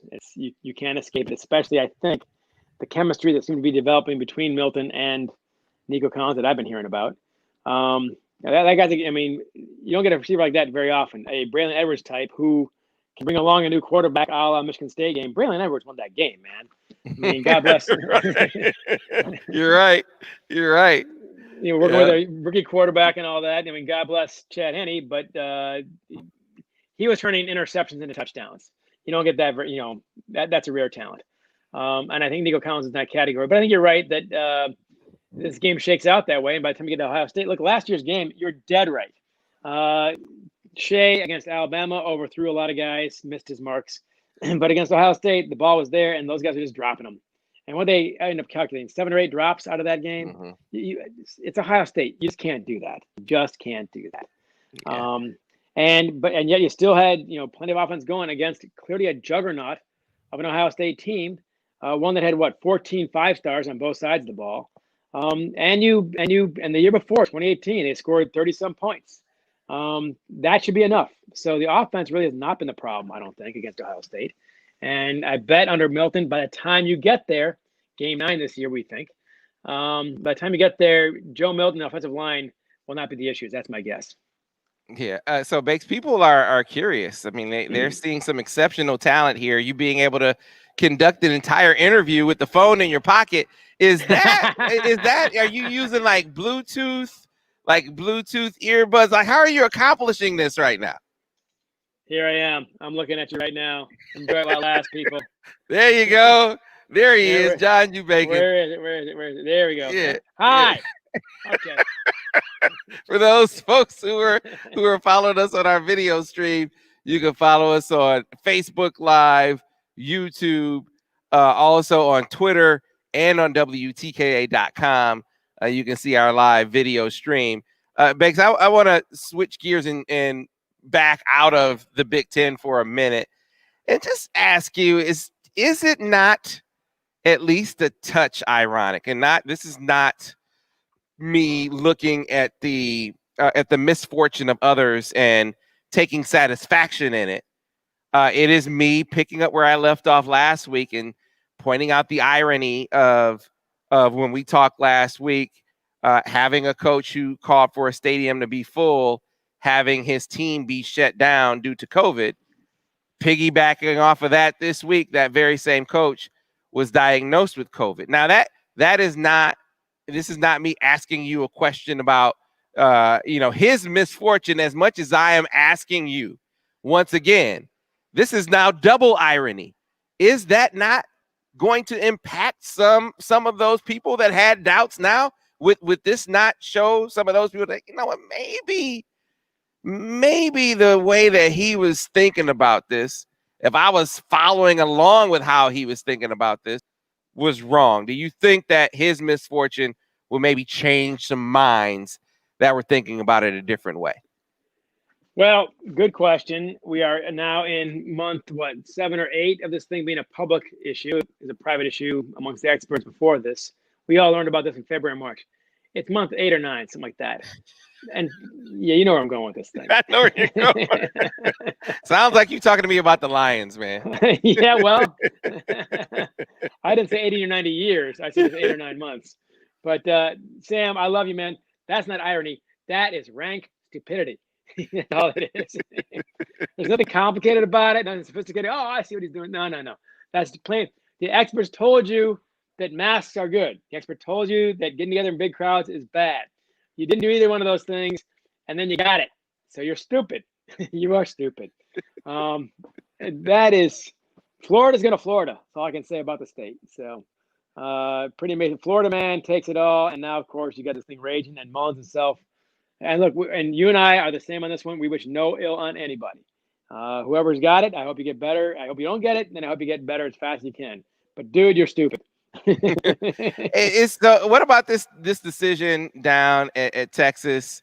I don't know if you saw this, and again, this is just going around the college football world. Down in Texas, you may recall that part of their student protest was of their the song that the band would play called "The Eyes of Texas." Come to find out, it had minstrel show roots, and some of the players were opposed to the song being played.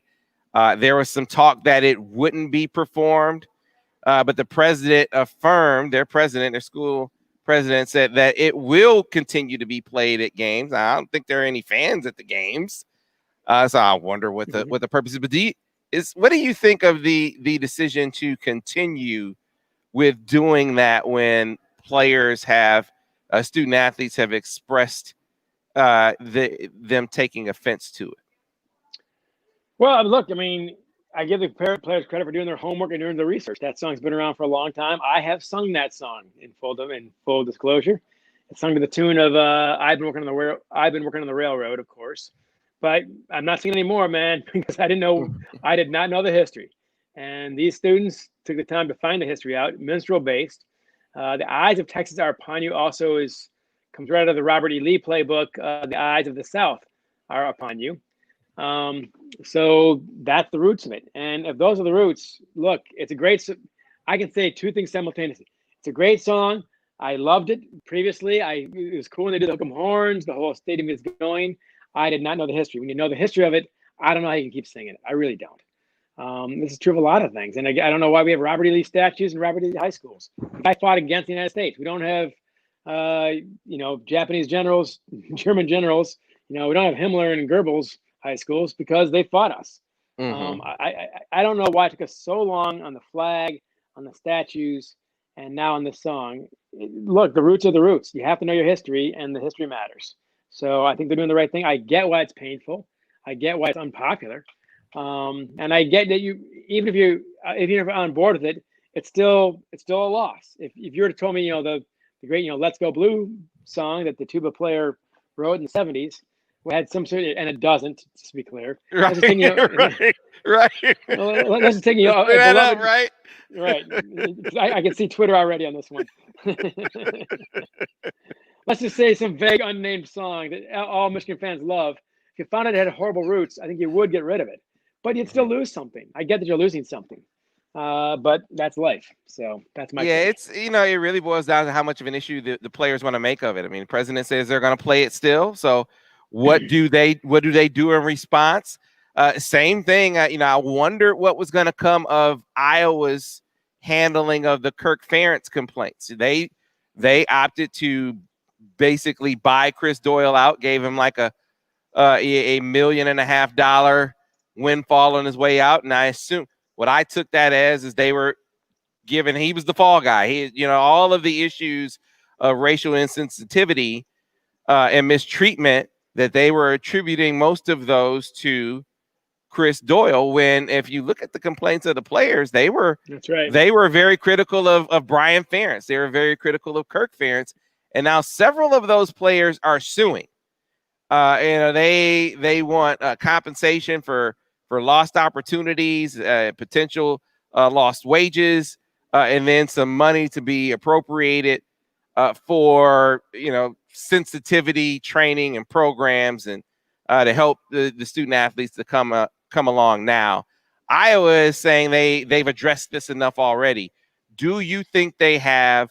Do you think this will be an issue for them moving forward? No and yes. I think it's CYA time in Iowa City, and I have great respect for the program, for Kirk Ferentz. It's one of the programs, when Michigan faces those guys, they don't have quite the talent level Michigan does, but man, you're in for a game every time. That's the team that is in Penn State's head. That the team has knocked off Ohio State more than they should have. So I've got great respect for Kirk. I know him a little bit, interviewed him a few times. But you read the complaints, and they're pretty clear. And what happens in college football is what just happened to Iowa. They find the graduate student assistant who pays the players, and that guy takes the fall. They found the graduate student tutor who wrote the paper, and she takes the fall. But it's never the head coach. The head coach has too much money, too much power, and too many lawyers. And so the head coach almost never gets it in these situations, very, very rarely. I don't know exactly where the whole situation falls, so I can't say with complete confidence, what should have happened with Kirk Ferentz and so on. But you know what? The answer to your question is what's going to happen going forward is going to matter going forward. You're about to find out if their solution solves it or not, and that depends partly on how Kirk Ferentz and his son did the sensitivity training work. You're about to find out. If the climate truly is different in Iowa City, then this problem has been fixed, and more power to you. That's what's supposed to happen. If you were just checking the boxes and you didn't mean it, then that's going to come out too. So great line I got from my mentor at Culver Academies, Al Clark. Don't even try to fool these players. They will know you better than you know yourself before the end of the season. And that's what's going to happen in Iowa City. So they will know in the locker room, man, there are no secrets. Everyone knows everybody, as you know. Yeah. So ask the Hawkeyes in January, the graduating ones who don't have anything to lose. Ask those guys in January what it was like this year and was it different? There's your answer. Yeah, great point. Great point. Bakes, can't let you get out of here without giving us a winner and a score, man. What you got? Who you got? Man, this is the random number generator. Let me pour some salt in advance. My prediction means less than usual.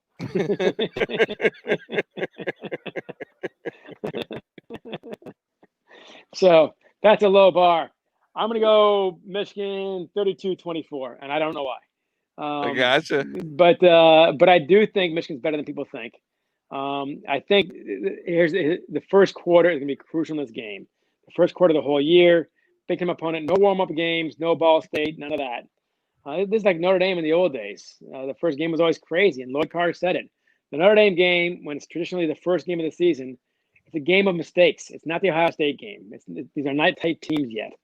You're gonna make mistakes. The only question is who makes the fewest mistakes. That's tomorrow's game. But I can say is this: college football, welcome back. I missed it. Hey, right? I hear you, Bakes. Well, this for the first time, an entire, 99% of an interview done with the phone in a guy's pocket. John, you Bacon. Appreciate you, my man. Thanks a lot for your time. Watch this, people. Hi. Good morning here. All right, Bakes. Fighting them all day.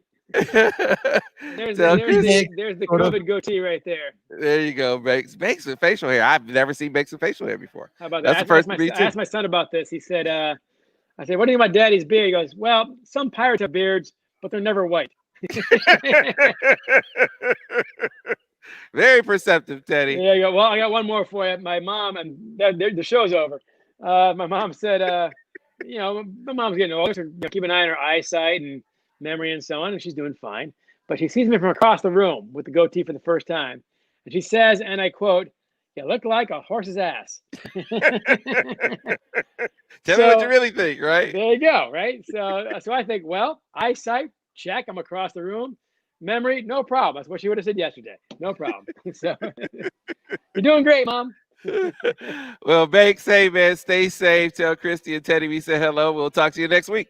You got it. Take care, pal. Thanks, Bakes. All right, we need to get to a break. We'll come back on the other side and close things out live here from the beautiful Grand Traverse Resort and Spa. And if I spend all this time this morning learning about the great, the great cuisine, the offerings, and learning today that they have Flint-style conies at Grand Traverse Resort, I got to get inside the place where the conies are made.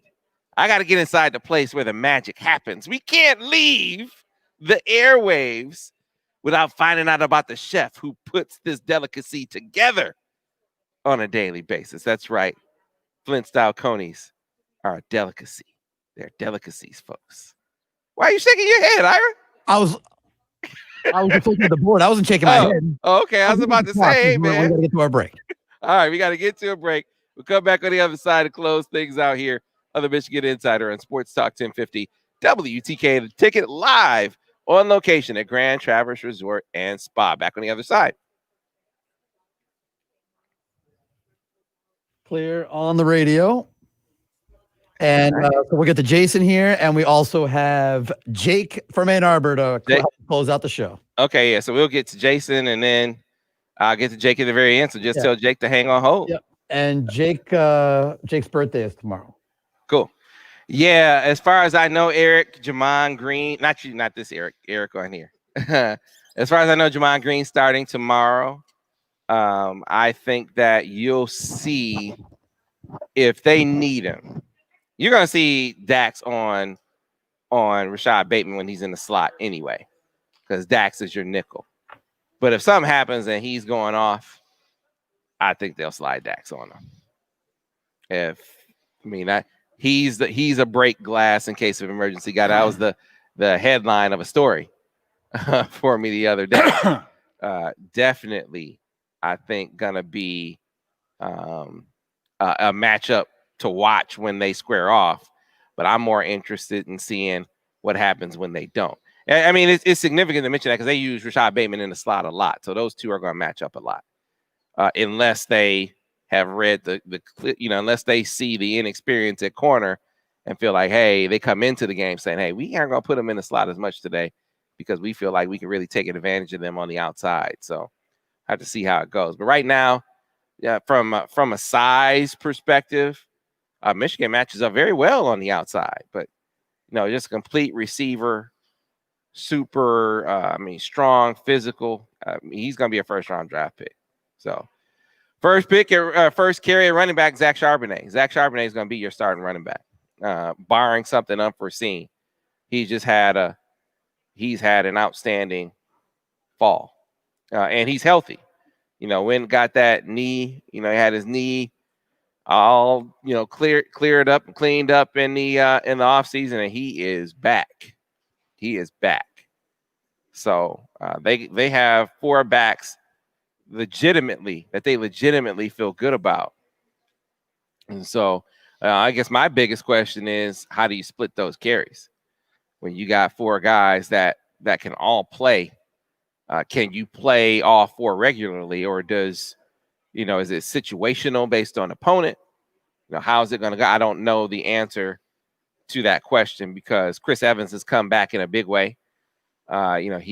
He's physical. He obviously catches the football really well, but then you got Blake Corum, who's come in and given them a whole new speed dynamic from the backfield. So as much as we talk about Chris Evans catching the football, I mean, you listen to the folks on the inside talk, they talk about Blake Corum in the same light as a receiver, you know, and not as a playing receiver, but as a running back with receiving skills. They talk like, hey, man, this guy can be a real weapon out of the backfield. So, you know, they're going to try to use that. I mean, I think that's one of the differences that if there is a big difference, I talked about, do we see some more aggression from Josh Gaddis this year? It's not just in play calling. I think it's also with who you play or who he plays. I think last year being the new guy and learning the personnel and the personnel learning the offense, I think that there was this feeling like, you play the old guys. By the time they got to the end of the season, you know, if you listen to him talk to some of the pressers, he would be like, you know, these young guys, they could have played earlier. Back on radio in 1 minute. Yeah, they could have played earlier and maybe should have played earlier in the season. As a matter of fact, I remember him saying that. So fast forward to this season with that in mind, if a Blake Corum is showing in practice that he can be a weapon for them, I just can't see them keeping that on the shelf. So that's a third back, and I didn't even mention Hassan Haskins yet. So I don't know how they're going to split it all up. I don't know if it's going to switch from game to game. What guys figure into the rotation more prominently than others. At the end of the day, I think they'll ride the hot hand, and as games go on, you know, those are the guys that will wind up getting the majority of the touches. Stand by, back on radio in 10 seconds. All right. Hi, Jason. Hello. Hey, Jason, how you doing? Very good. How are you guys doing? Doing great. So Jason, then we'll get to Jake on the phone, Sam, and then we're out. All right. Stand by, coming back on radio in 5, 4, 3. And we are back, folks, here on the Michigan Insider Sports Talk 1050 WTKA, online at WTKA.com, live at the beautiful Grand Traverse Resort and Spa. And I'm here with the man of the hour. Why can I say that about our next guest? Because he runs the show inside this new offering here at Grand Traverse Resort called The Den. And why am I so excited about The Den? Because I was sitting here earlier in the show with a guy named Matt Bryan. If you were on this morning around 6:50, you heard the general manager of this facility, this great resort, come on and say, hey, we have Flint-style conies at Grand Traverse Resort and Spa. Stop the presses. Stop tape. Rewind. Say that over again. We have Flint-style conies at Grand Traverse Resort and Spa. Surely you're joking. An hour later, a plate of Flint-style conies show up in front of me, and they said, yeah, we had to make some fresh for you this morning from the Den. Joining us now is the Den manager to tell us about the Den, all the offerings, all the things you can do at this great new place inside Grand Traverse Resort, is Jason Bivens. Jason, good morning. How are you? Good morning. How are you? So let's start off first, Jason. Were you a part of the group that Matt took down to Starlight and Flint to try the Flint-style conies? Were you a part of that group? No, I was not. You were not a part of that group. No. So had you had a Flint-style coney before that? No, not until I worked here. So yes. have you had Detroit-style conies? No. So you haven't. So you don't know. I was brought up in Chicago. Okay, so I got you. You're fine. Hey, look. Hey, see, I understand, and you'll get this. I went to Chicago once, and put ketchup on the Chicago dog, and they almost ran me out of town. Yep. They're like, "What are you doing?" That's an offense. They probably smacked it right out of your hand. They're like, "This is you aren't from here, are you?" No. So I get where you're coming from on that. Detroit, they have chili dogs. You know, they pour soup on a hot dog and call it a coney. What you guys have is a true coney dog.